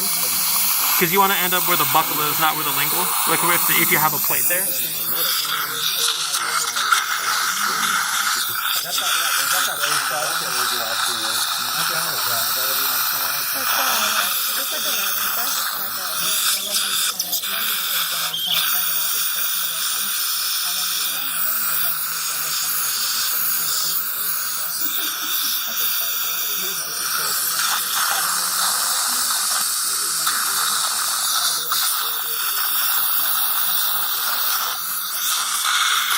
This part's really important. So, if you place an implant, everyone always asks me what direction you go. Like, right? How do you know where this implant is aiming towards? So you aim it off the buckle, but also aim it. I always like to aim for something like the canine or the lateral or something like that. But if you open up this slice, see where on all cases, whether it's the top or the bottom, the implant will always be aiming towards. So see where this little line is there? You can go to the direct path of the implant and look right down at like a barrel. See where it's aiming towards the canine? So it's always the canine or the lateral in the middle of the bone, to be in the middle of the bone. So if I'm aiming off the buckle, it's really aiming over here near the femur, but the middle of the bone is actually over here, right? So if you play your line of reference will be the buckle bone, but if you want to be smack dab in the middle of the bone, then you want to aim to the canine.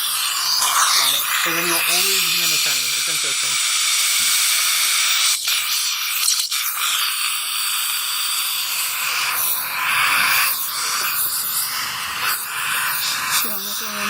What's up? No, you're good. He's tubed too. Yeah,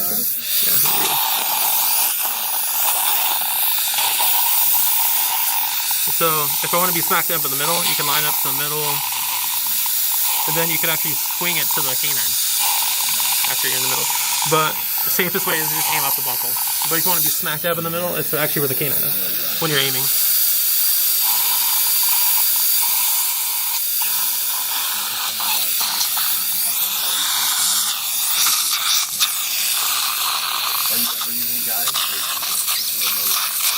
I haven't used one in about 4 years. It's been a while. You can use it. There's nothing wrong with it.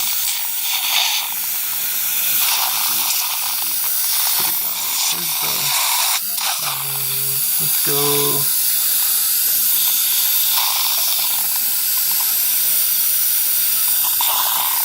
Let's see.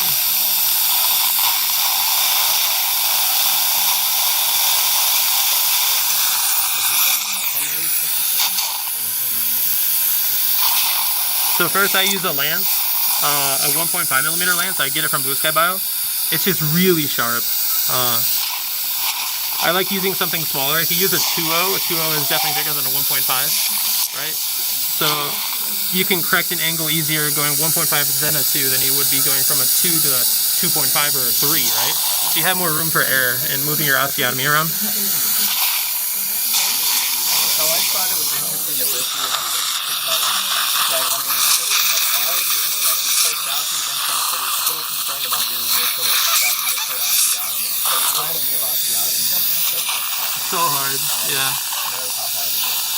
So, like, taking the extra time to get that initial osteotomy that you wanted, or that initial control that you wanted, makes everything easier.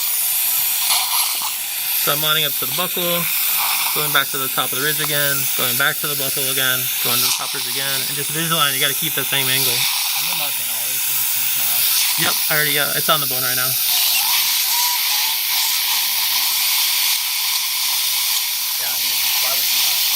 And drill deeper when you can. Like if I'm pushing a 13, I'm drilling to a 15 because there's bone there.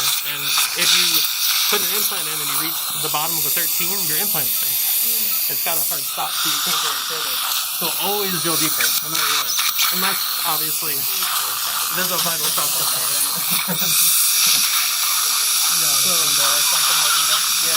So I always grab after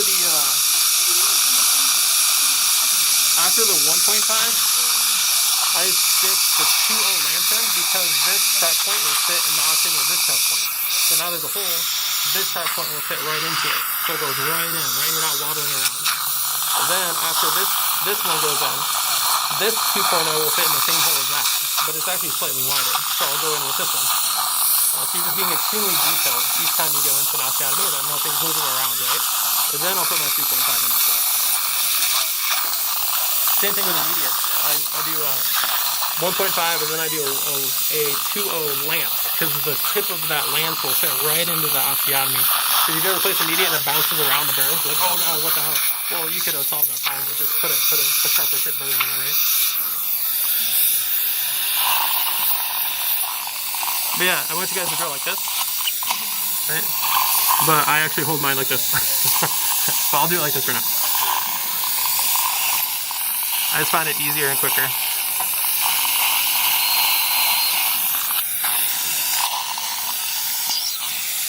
And see, I'm tissue forceps as I'm looking in. I'm not shoving a Minnesota down there.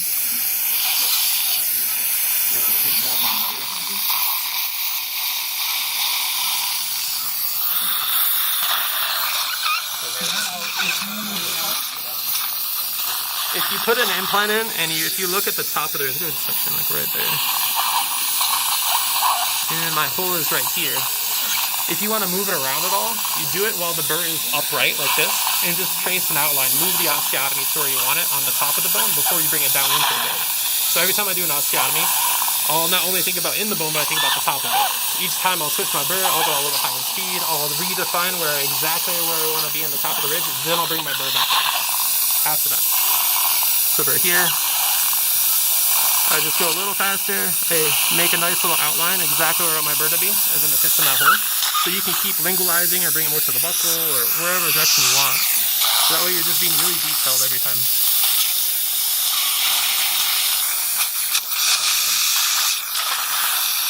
Now I actually go slower. So I drill 50-50 and the burr just goes really slow and winds down the bone. So this is how I've never perforated the lingual cortex in my entire life. Because if your burr's going down and it hits it, it just deviates you and it keeps going. So this is a really good safety thing. A lot of your implants, you'll engage it.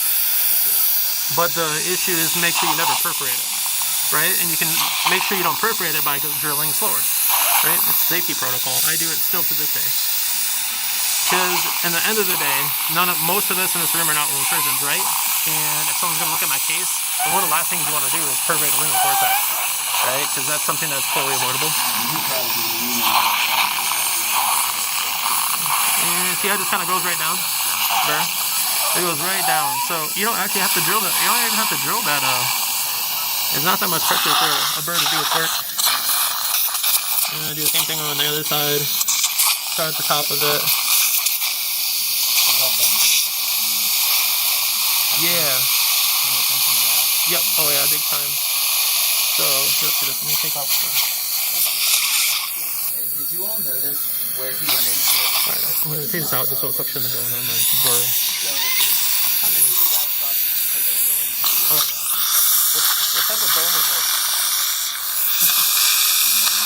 What's that? I just drilled down slow and I'll get it out and it's on my burr. What is this? The G3. See, it's like red and like a couple small chunks.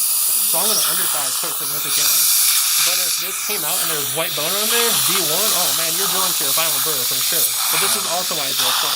Because when I pull it out and the information's right there, it tells you how many burrs to use because the bone is right on your foot. Right? How much are you on? For this one, I'm done drilling to depth with my 3.5. I'm going to just flare the top with a 4 and put my implant in. What is the most common mistake when start doing this? Staying at the bottom of the osteotomy too long, and then you go like this. And then now your hole is like a 4.0 or a 4.3 instead of a 3.5. So I think being intentional, like going down and then coming back up, I think is the biggest mistake. Over, right? Under reduction of bone? I think we talk about osteotomy. But like making the osteotomy too big because your hand is moving, and you don't see it because maybe your loops are blocking you. I'd say that's a big one. Now I'm going to take the 4.0, and I'm going to go back to my high speed again, and I just redefine it on the top of my osteotomy, so my implant goes exactly where I want it to go.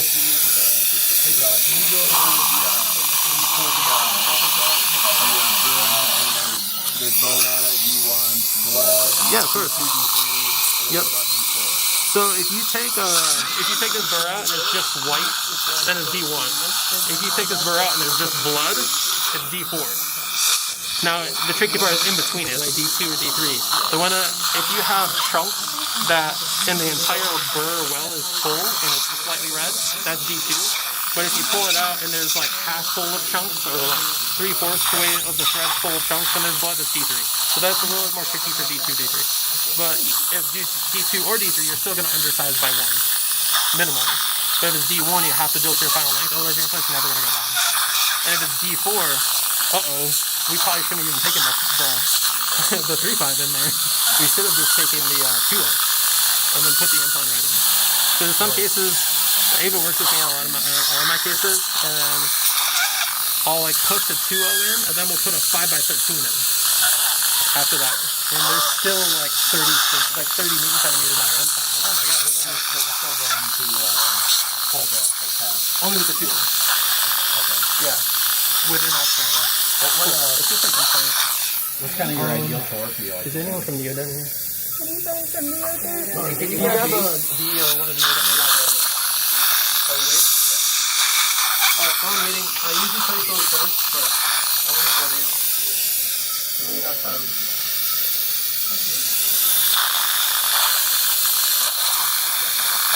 How tight is too tight?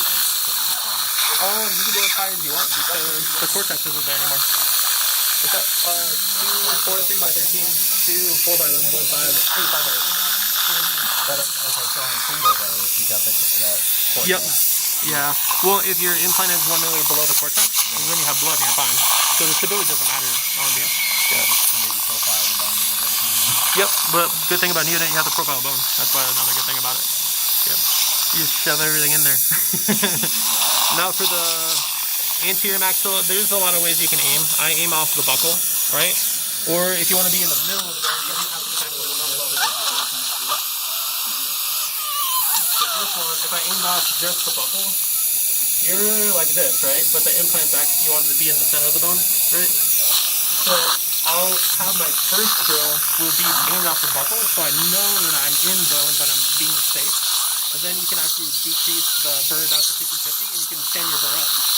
Because it would bang into the cortex if it actually wasn't in the bone. So you can actually be careful about your angulations by drilling slower. So I'll stand my burr up, right? Because it's also a little bit cheaper to use a straight multi-unit. So I'll try to use a straight multi-unit in all these cases and aim towards the top T too. Yeah, can you open the 4.3x13?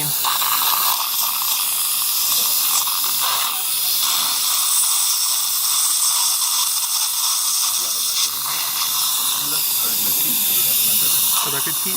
Probably not, but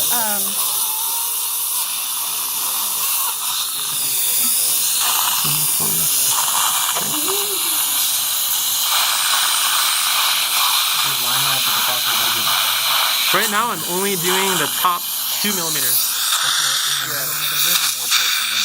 More towards the lingual for sure. Okay. So let me pop this hole and I'll show you where we are exactly.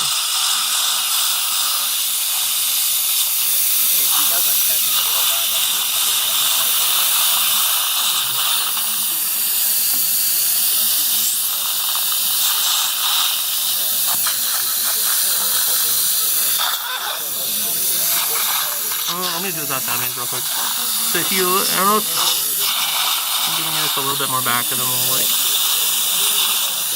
cool, so just suction right there on the edge. Right there, yeah.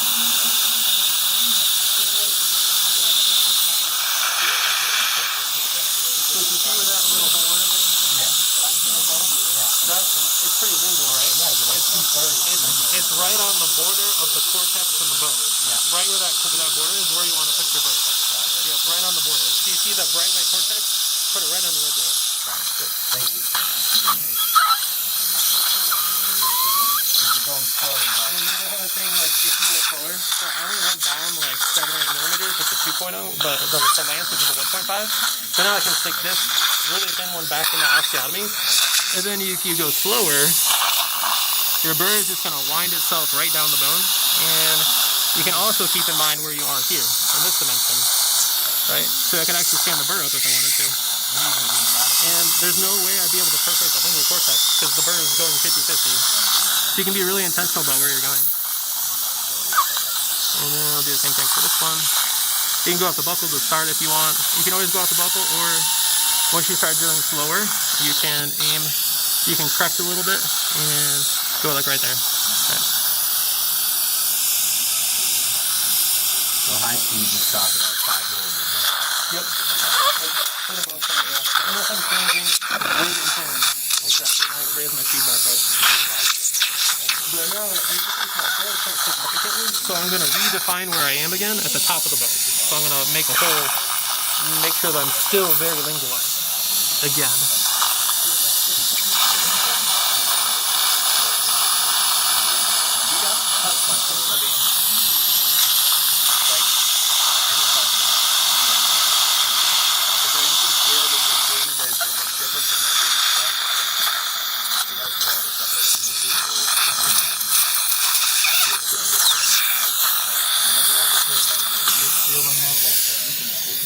See who it is now? And then it's like, it's wider, but it's still at the border of that plate. So it's still there.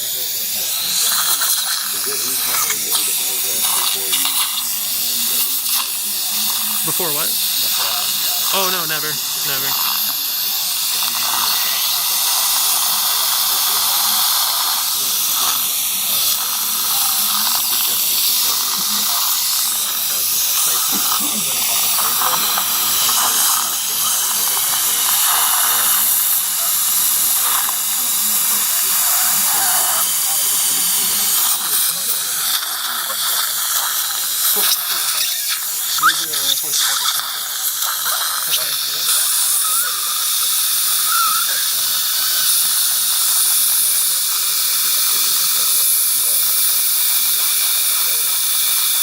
So I would place an implant at 30-30. The reason is your goal is to be 50 or 60. So if you, and which means every millimeter the implant goes down is equal to usually 10 Newton centimeters. So your goal is going to be for an implant to be 2 millimeters above the bone when that stops, I would say. And then when I'm trying to get it down, right, it's 50 or 60. But if it stops 5 up there, you're not going to get it down. So take it out and drill deeper and then put the implant back in. But if you're placing your implant in on 30-30 and it's even with the bone, that's not going to be stable by the time I get it there. So just take it right back out and put a bigger one.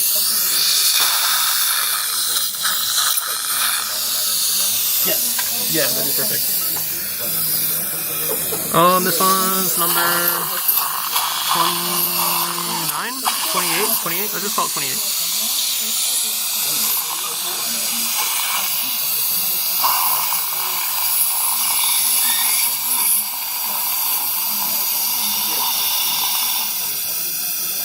And see how the implant stops like 2 above? That means I drilled correctly. So let's do another one.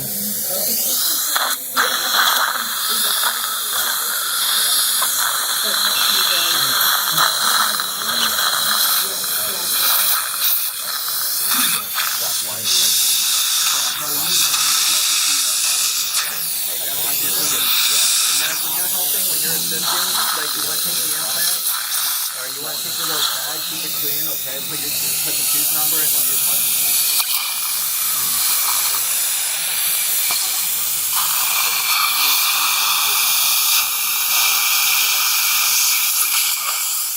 What's up? Yeah.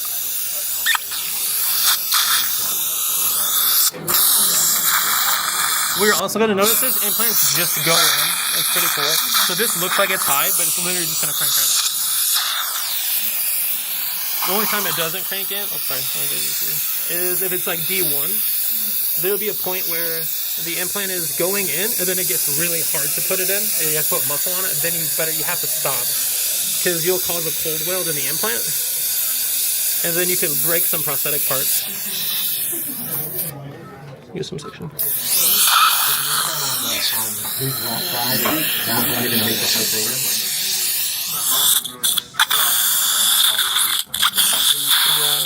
45. 45 on 28? Yeah. You always check your inward implants first? I do. Yep. I like to know that those are there because that brings me comfort that the case is going to be finished correctly. So once I have those in, I'm like, oh, I know this is going to go well. Are you using the aqua surface? I actually don't know. I use the regular Neoporous ones. He'll just spit on them if he wants to. What are you doing at this point if you're not getting good stability on these angles? Oh, I'll upsize to like a 5x13. Yeah. This one's good. This one's like 60. The other one was 45. But it's softer for sure. You know, it's D3 for it's definitely D3. Do you just not see the benefit of using that aqua surface? Is like I mean, there's definitely a benefit, but the benefit's not my wallet, so I don't want to spend it. I've also won an implant this week, so I was really bummed out.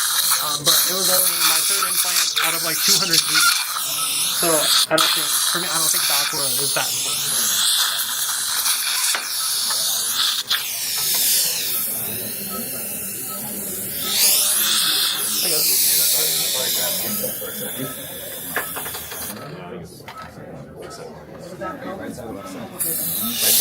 Oh yeah, we do number 26. 26.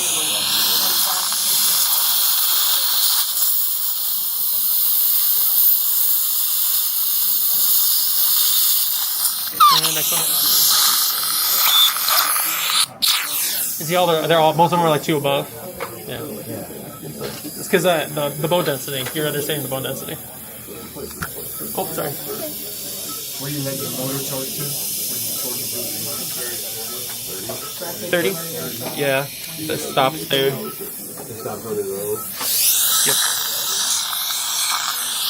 Now, how accurate is it for that? Not really, because not completely accurate because these are tapping screws. So if you were to put an implant in and stop it, it might not advance because the implant is like compacting the bone as it goes. So technically, it's a little more sturdy than 30. Yeah. Torquing a lot higher, but it's screwing up the drivers. Something about their drivers. Can you get drivers? Yeah.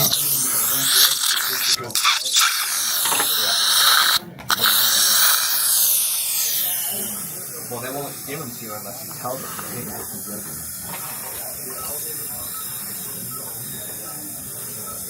Did you do your posterior osteotomy? No, not yet.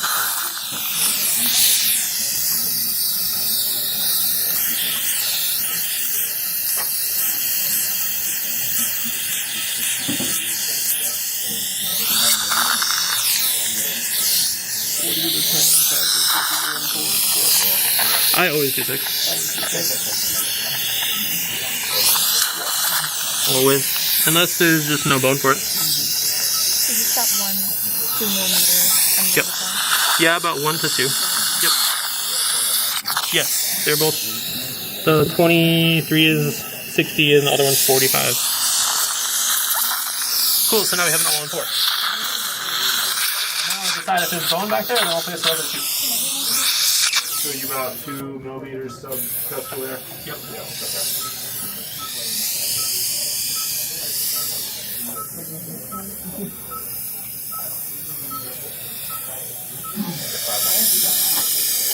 Yeah. This bone is pretty, feels dark now. So most of the security of the implant is going to be from the walls of that tooth socket, not really from the apical portion. So you're going to want to just purposely shove the implant down the hole in the correct dimension. So you'll use a little bit more pressure to do it. Right now I'm just checking where the lingual concavity is, if there's a big one or not, and there really isn't one here. So.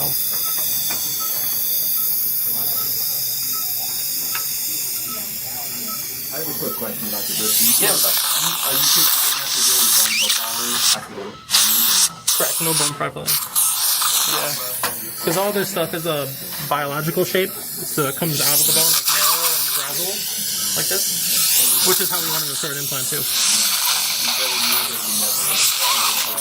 Nope, never. I have never used one actually.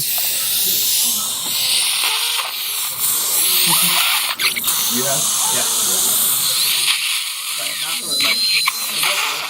So you for super 30 degrees and 45 degrees, I've had to do a little bit of shaking of the bone so just for the shape of the MUA. But here, then I think this 45 is sweating the other part, stuff. Yeah, you shouldn't have to do that.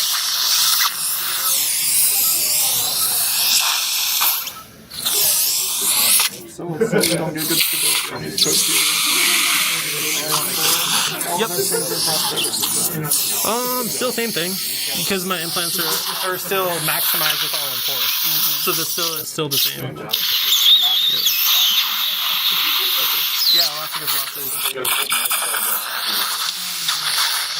What if you put one too far in the front and your back one isn't stable, then you have too short of teeth now. So for me, I always maximize my spread before I decide I want to put two back ones. If that makes sense. And they're secure, you know? Otherwise you could still, if you're all in four and here is not stable, you can go in front of it and behind it. Right? Right, okay. You have more backup plans.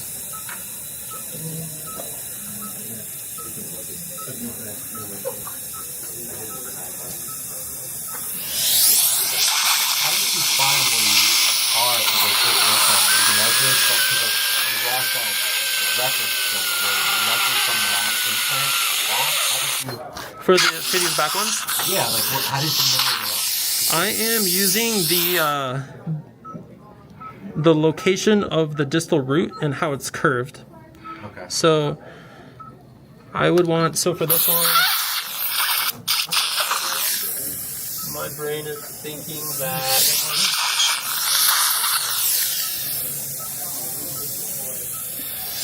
I'm thinking here that you have like the front part of the osteotomy root and the back part of it. Yeah. The middle of the bone is in the middle of this root. In this case. Got it. So when I punch my hole, I look way down there and I punch a little hole down. Right in the middle between the two. And then I take my sharper lance in, and then I take my 3.5 and I put my implant in. Got it. Yep. And I do the same thing on the other side. You see where it is. Because if you go in the wrong spot, right, you're through the cortex. Cool. Let's see the implant. 5/8, Yeah.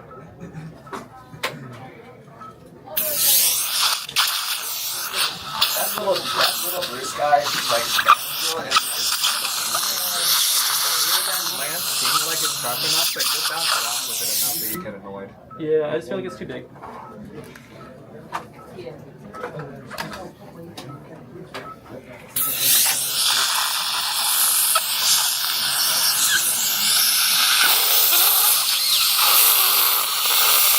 He finished that up to 50. Oh no, 50 for yeah, perfect, okay.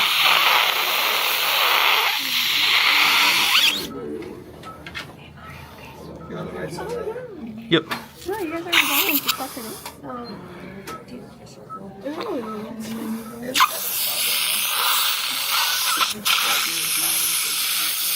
Cool, and next one.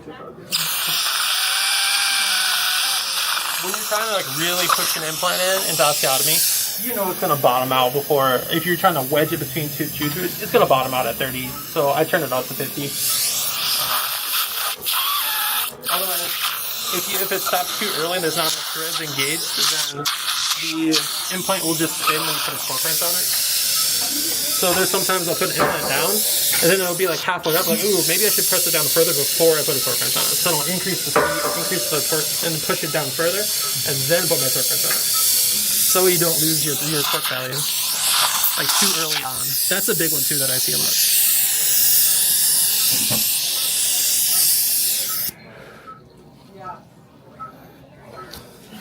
You see how I like press there pretty good to get it in there? Can you guys see how much pressure he's putting on? Look at him. So you're making that implant go, right? To its home. Centimeters on that on the drill. 50. So that's at 50 already. 50, you're gonna push that down even. Oh yeah, it does, yeah. We'll just finish placing the depth of these.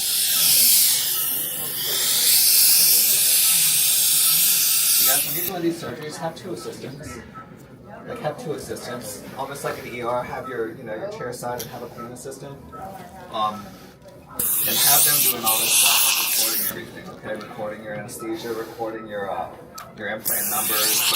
And then after this, we're going to put MUAs on. And you want to track all that. You want to track what MUA goes on, the angle, and you want to put the torque that you put on the MUAs here. So if everything's good here in terms of torque, all the torques on the MUA should be the same. I think I taught B said yesterday 20 on everything. Well, you're doing 25, right? On your MUAs, Christy? 20, yeah. 20. So yeah. So here it actually says 20. But occasionally you may end up putting one in that's not at 20 or that's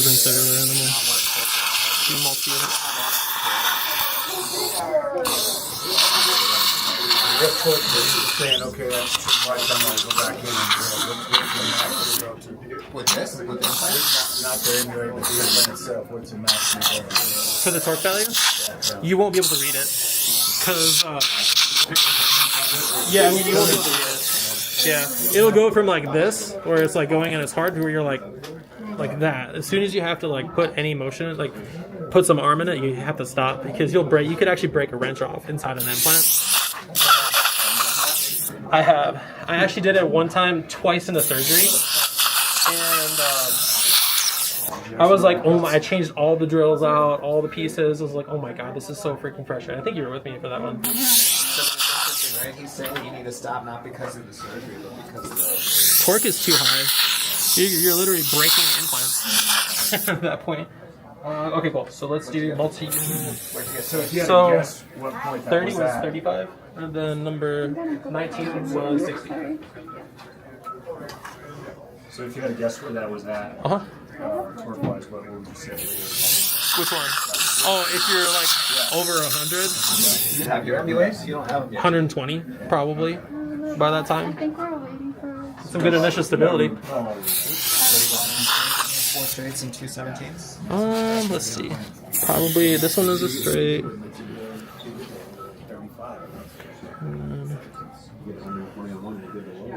Doing okay? You're good. Cool, but you're way better. Do you ever use ISQ values for anything? Or is it all... I don't, but I think it's a great tool to remove the. To have more objective way of looking at something, right? Because in the beginning, if you're screwing an implant in and it's like 35, like deep down inside, we're probably going to say to our assistant it was 45 because we want it cooler. But we both know it was not 45, right? But what if you say that same thing for something that's 25 and it's actually 15? Right, so I think it's good early on to be honest with yourself, like what the implant is, more than it is like being a tool for success, I'd say. Yeah.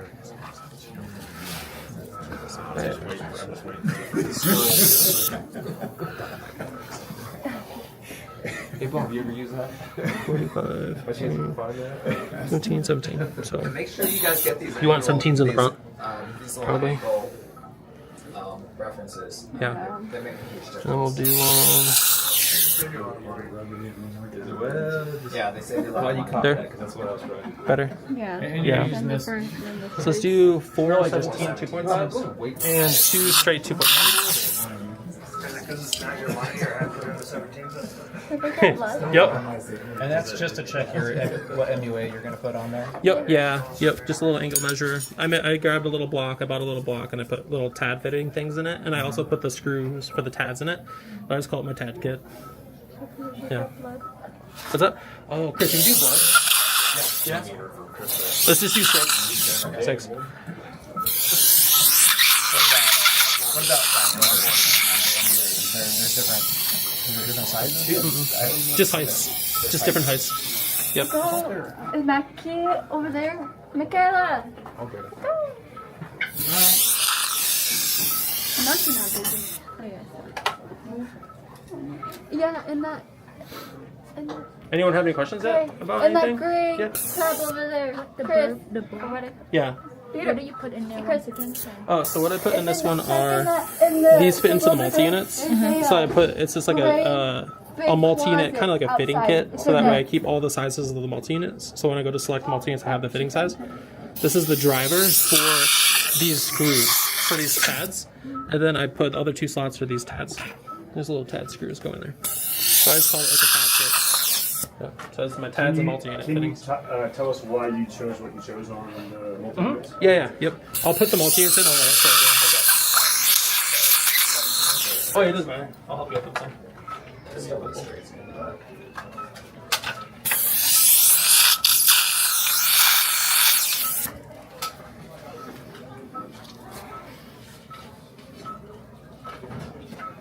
Got it, I got it.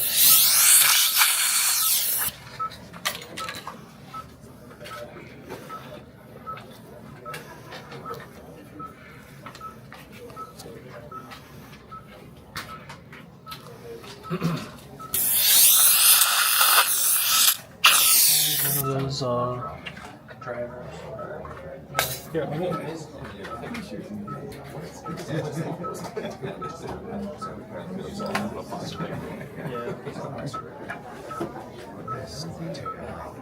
Like these shirts? no, the angled screwdriver. Sorry.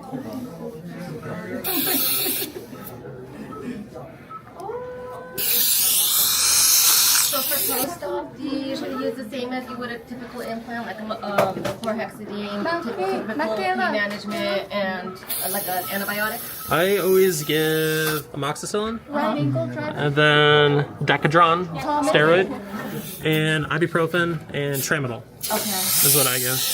That's the my fingers can't get back there. We have a little angled torque wrench, so I'm gonna grab that.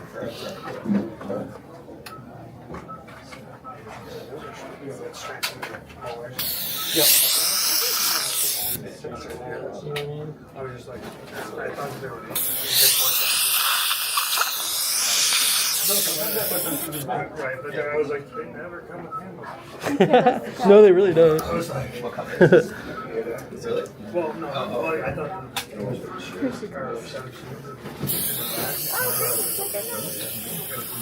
Hey, can you check on Angie? Check on Angie? Yeah, they're the other back there.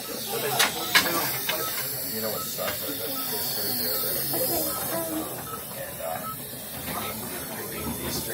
So these are not accurate all the way. I always put it down to like 20 or 15 or 20, and then I verify it with the torque wrench because these can be off. I've lost one implant this last year because of the torque value of this thing. Yeah.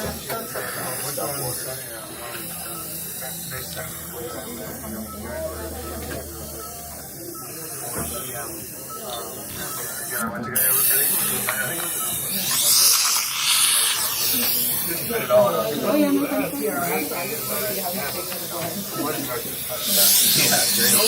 I know, right? And you don't find out until it's over. Hey, where's the case for the one that you lifted up? You need to get the stickler. Oh, it's okay. Just worry about the implants, not the. You don't care about you anyways? no, he doesn't really care about things.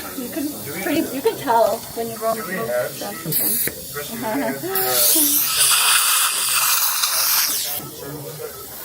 But always do keep yours.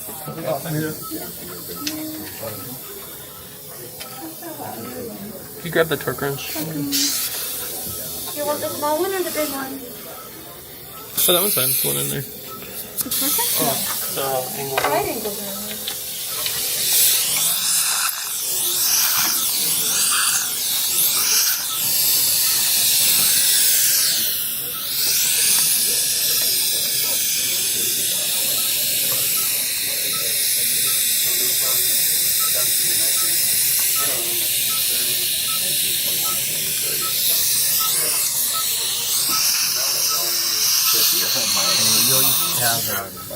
We just have anesthesia do their own billing for the patient, or do you bundle that in? I bundle it in. You just have case fees, right? What's up? You just have a case fee, right? Yeah, I just do case fee. Whatever's involved in my decision at that point.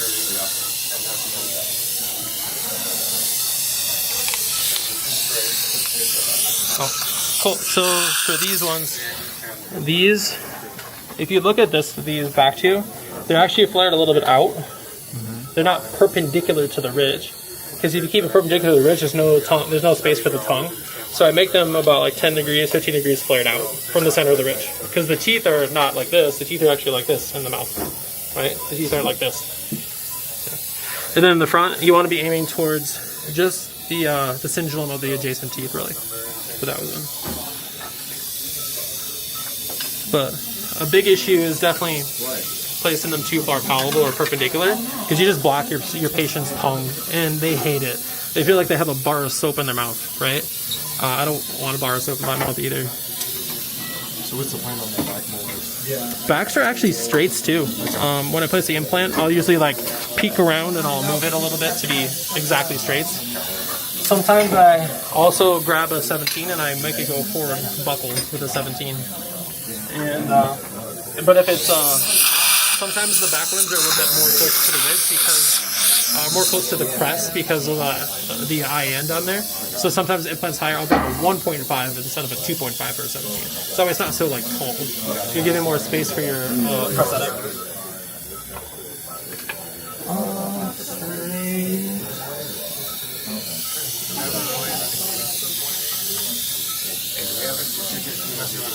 I'm not sure. I don't have to. No, I don't have one either. I need to grind them. What else would you like? A cup of coffee? Yeah, that'd be great. You're offering. So you need a grinder? Yes, I need a ball grinder. I need correct. Like the Glycolon one?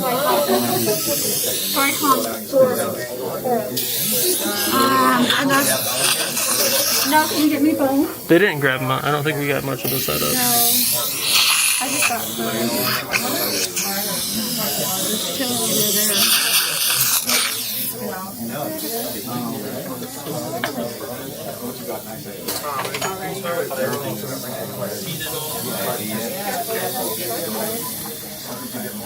Then I take the torque wrench back and then I check everything. And then we'll see how accurate that torque wrench really was.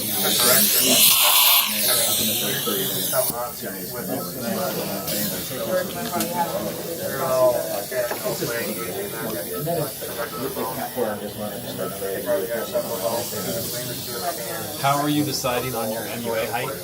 Did you say it already? If you look inside here, you're going to see it's like almost on the bone. On this one.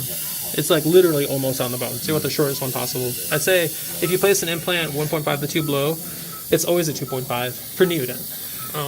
I do see some people using 3.5s, but it's actually pretty deep at that point, the implant.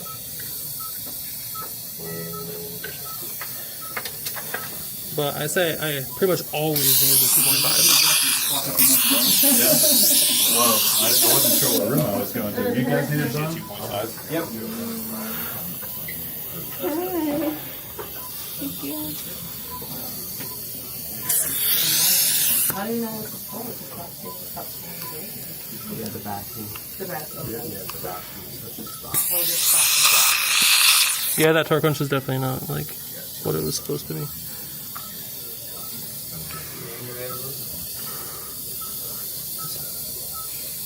That's why I always verify it at the end. Just to verify it. Are you finding that it's not accurate? Yeah, I feel like they lose calibration, those right angle drivers. They're good to get the prosthetics down, but not maybe accurate. You don't have to remove them. What's that? Anything with a screw connection that connects the multi-unit with a screw to the inside of an implant is 20, and then anything the straight multi-unit which goes directly into the implant, that actually can go to 32. Yep, so 32 or 20 depending upon what it is. Cool.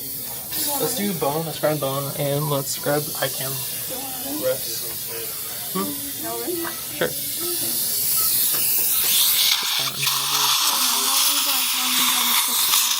We don't have glycol on super?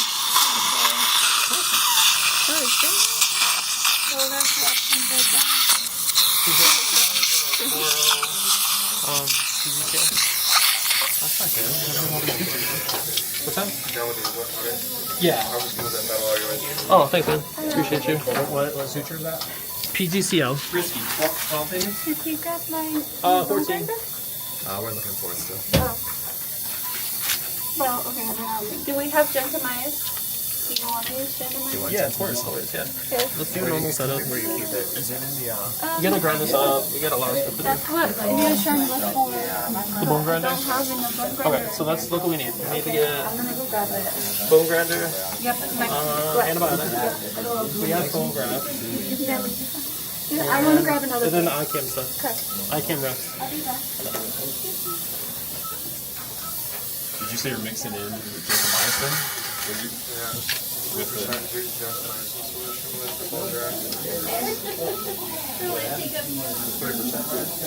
The gentamicin is 3%, metronidazole is 5. Yep. You're mixing both Genta and Metro? Oh, whatever's there. One of the two. But whatever's available from the supplier. Yeah. Yeah, just not clindamycin. So they're basically the same. Same spectrum, I'd say. Yeah. Metronidazole is in like an IV bag, and you just pull from it, and the IV bag is like 10 bucks. It's kind of nice. It'll last you like a whole year.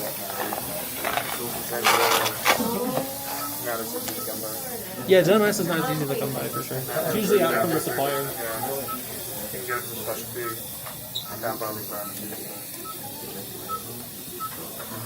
You see how all lingualized all my implants are? They're all like very lingual. There's lots of buccal bone for everything, but that's when you want it. Everything close. I'm going to pull that down again just real quick. So nice and lingualized for everything. Always, always, always. Are you going to take off any extra tissue? Never. Just always let it Never from the bottom. Ever, ever, ever. Nope. I don't even clip the pillows. Yeah. Lingualized mean is point towards the. Oh no, the implant is lingual instead of more buccal. Okay. Yep. So you want to see all that buccal bone? So much biology there to protect the implant. Okay.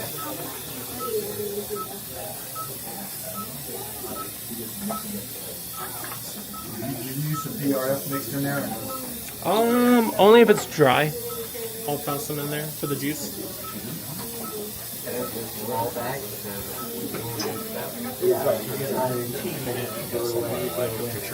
But all my surgeries look like this. Literally, every single one. Like, it's an all-in-4, 2 laterals, 2 premolars, and 2 molars. Every single surgery looks the same. And I actually use the same implant sizes. If you look at my order, like all the implants I place, they're all the same implants. Very rarely do I deviate. Mind if I take a picture? For sure. I think I sent it to my wife. She'll like that. You grafted all your sites or just the sites where you're interested? That's awesome. Yeah, I get those.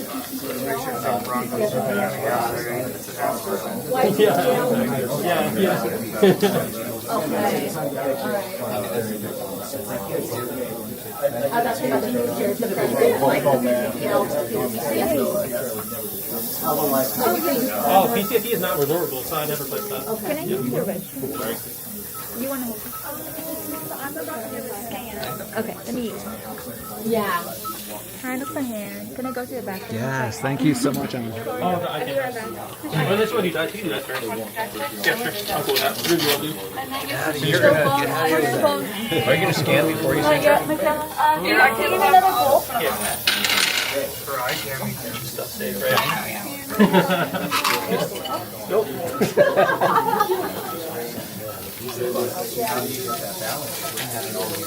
He did, but ICAM capturing your soft tissue is just capturing your implant relation.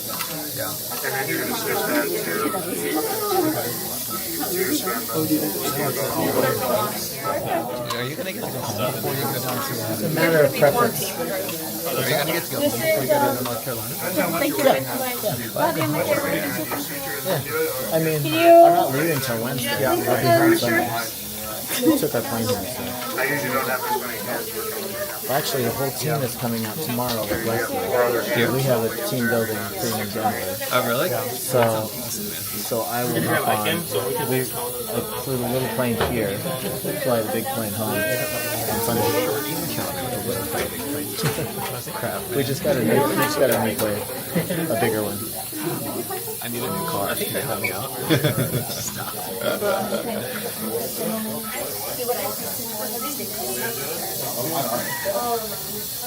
It's definitely easier to do the ICAM before you suture, Correct.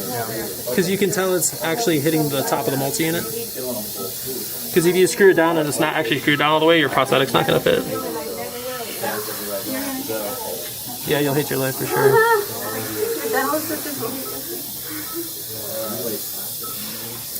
Are the screws tight inside of there? Sometimes with these ICAM, with the dominoes, like if the screws are really tight, you can start with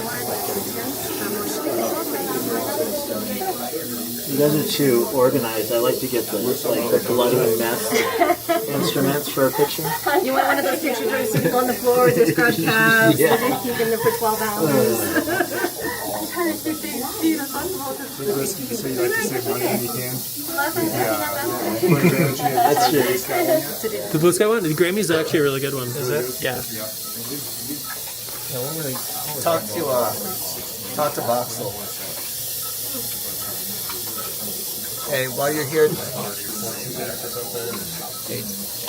while you're here, talk to the Voxel guys. They'll give you some information about. Yeah, there's some stuff coming out soon. Yeah. Sorry, I'm always into stuff coming out from them or stuff coming out. Yeah, the Grammy's gonna... Just talk to them. Yeah, just talk with them about it.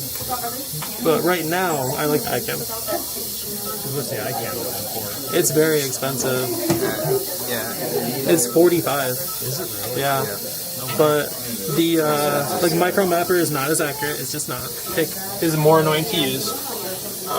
I still, even with the cost, I still recommend ICAM to people.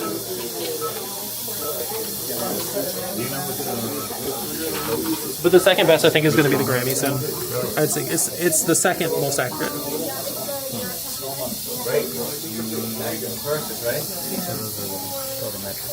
So Brisky, are you milling in your office then? Milling? No, not for a while. I feel like you need to have. I feel like you need to be doing like. Well, you can find friends to mill for you, or a third-party milling lab, or you can get a third-party milling lab to mill an arch for $600, and then you can do the ceramic work yourself. That's really smart. But I actually don't recommend most people to buy a mill because it's a lot of work to train someone to do it, and it's actually a pretty expensive machine. It's going to take a while to get your money back on it. You're pretty intensive. I'd rather export it and have a friend mill it for me. Is what I do right now. How many more do you And then we're going to start doing the ceramic work now. Are you using Build Lab? Yep. Yeah, for like a whole year now. Yeah. Yep. Custer works in there. Yeah, I know. Yeah. Are you serious? Yeah, he does. Is that what he's doing? He started this week. Yeah. Bill was ecstatic. He's like, oh my god. Production is like... Who would not want to have Custer on there? The roster? Oh, for sure, man. It's a pretty solid bench you've got going. Yeah, now he's got a real solid bench. A little bit. Yeah. I'll go back and go though after that. I mean, it's like, it's Oh my god. I'm glad you didn't call and ask me that question. That's a little bit of He's like, Brisky, what do I ask Phil for? I'm like, dude, whatever he asks, it's worth it. Yeah, whatever. Yeah. It's gotta be production. Almost want to call Bill like, Bill, guess what Sean told me? If you want to close this deal, you Hey, can do well, this. I mean, Brisky told me that. This is bill him for a brokerage fee. Make sure that it goes through. Did he move out there? Yeah. Because they have family out there. It's I mean, have you ever been to that office? It's the old NCAA headquarters. Yeah. It's like 40,000 square feet. 20 ops and a 3 op surgical suite. Below that's like 20. Guys, sorry to Give me one more. We are starting another one in 17. So if you don't have a good view and you want a better view, there's no one in 17. Is that an upper arch? Yeah, upper. We're doing an upper arch over there. Back to place tag. Hey, you guys that are about to leave. Hey, everybody who's about to leave. Before you guys go, you don't want to miss the suturing. Or you can watch Dune take some teeth out. I think it's fun. I'm just joking.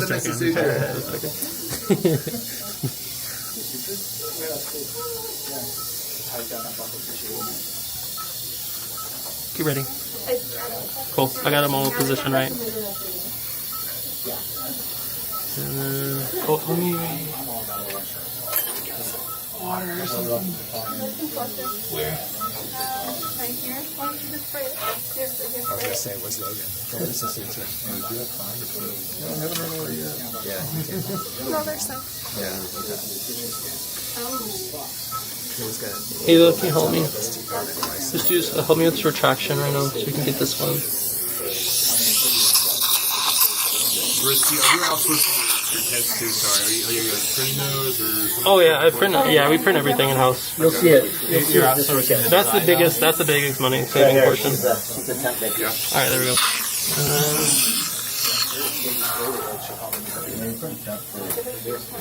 Retraction, dude. We're trying to like.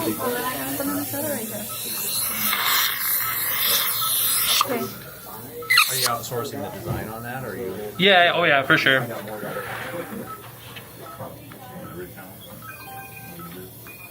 You can do the design, but it takes forever. I don't know. I don't want to mess around with it. Yeah. I've made.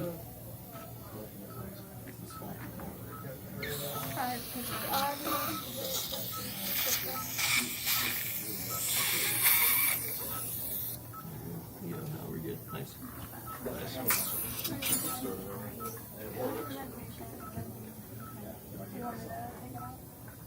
Oh yeah, it's a good shot, big.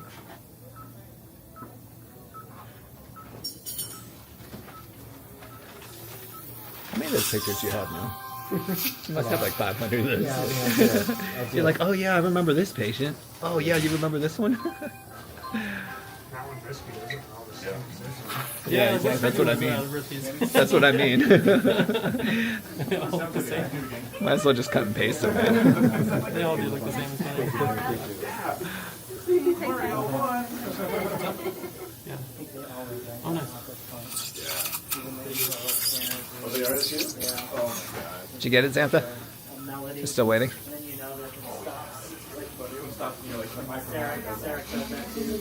Yeah.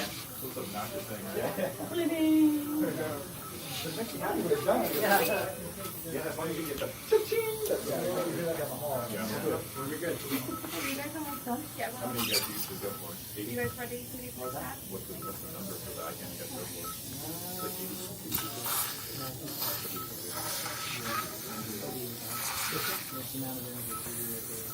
Did you see when he was putting the references in, the tissue references, and when he put the TADs in? So when you do it digitally, you need to put those TADs in, so that they can link up. Yeah, prior to surgery. So you do it prior to surgery so that they have an initial, those two reference points to start off, and then now that all the teeth are gone, which is normally the reference when you take an impression, now you've got those two little screws in there, those TADs in there, and they can link the two, like the pre-op and the post-op, together again. But this is the part, this is the accuracy part, right? So. But you're not measuring the TADs at all. No, not with this. But still, the first part's still crucial to connecting the two images, the pre-op and the post-op. They'll do another. They'll do another impression after everything's sutured together.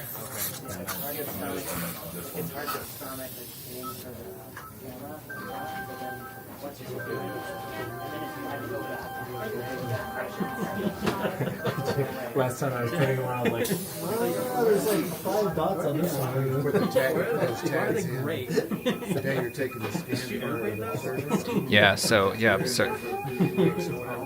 No. So yeah, he just put him in right before the surgery. Money. So you saw it just took 20 seconds for her to get all the implant positions. And then let's do tissue rest. So that's an image of the implant positions. Now he's going to switch out to some tissue references.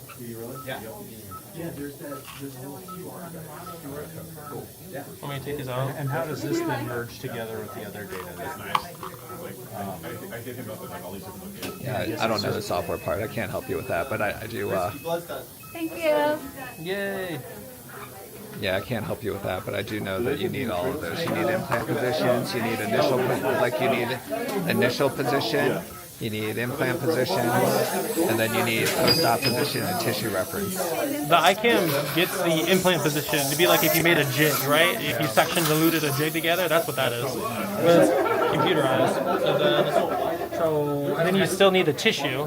So you're gonna grab a tissue scan with the trios after. Then you just mesh the pre-design with the implant position with the tissue, and you can make teeth out of that portion. So I don't have photogrammetry. Yeah. I'm going to. So then what we're gonna do is for kind of initial cases here. What else? I saw grammetry in the row. I saw like what else? All right, man. What other? Just do whatever you gotta do.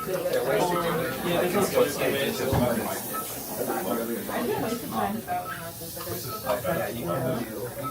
It's a game changer. You make all your own membrane. Your own sticky bed. The healing is way. I was gonna say that I could imagine Healing, when right? it's better.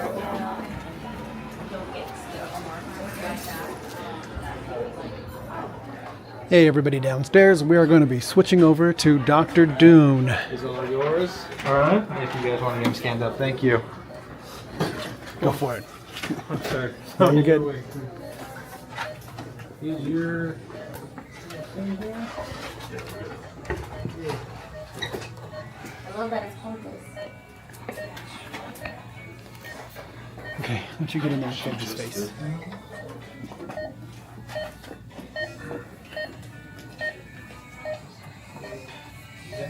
That's on.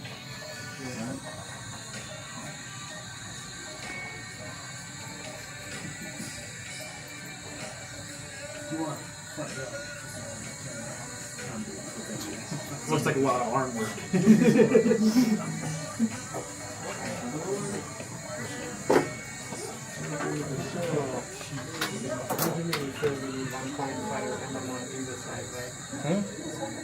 say you're going to need one fine famine?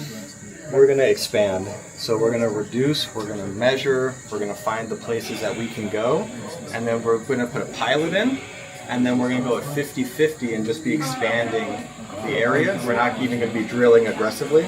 And then we just put our narrow implants in wherever there's space. And then we're going to harvest autogenous bone from our reduction, and we're going to build out the ridge on the buckle and then suture everything over. It's kind of like a split. No, because it's too thick. It's thick enough where we don't have to ridge split it, but it will be just a way of, once you remove the crest, then you can expand a little bit more easily because you don't have, all the plates, like the cortical plates are pseudo-separated. So now you can put your implants in and expand a little bit. You get a little bit of give. Are you expanding with the implants or are you expanding with the implants? With the implants. Yeah, I'm going to put a pilot in and I'm going to take the 3-5. Hold it on, dude. We're probably going to see fracturing the bone, so you got to be very careful. How do I zoom out? This is like a delicate case because of obviously genetic conditions, medial collapse, and then obviously poor oral hygiene. And then the posterior super eruption. You get a good one. Do you use Versaburs much? I How do I have zoom them, out? and I don't really like using How do I them. zoom out? I feel like they're very technically sensitive, and then you can overheat the bone. In a case like this, Which- you can actually use Versaburs. You can use them once a year.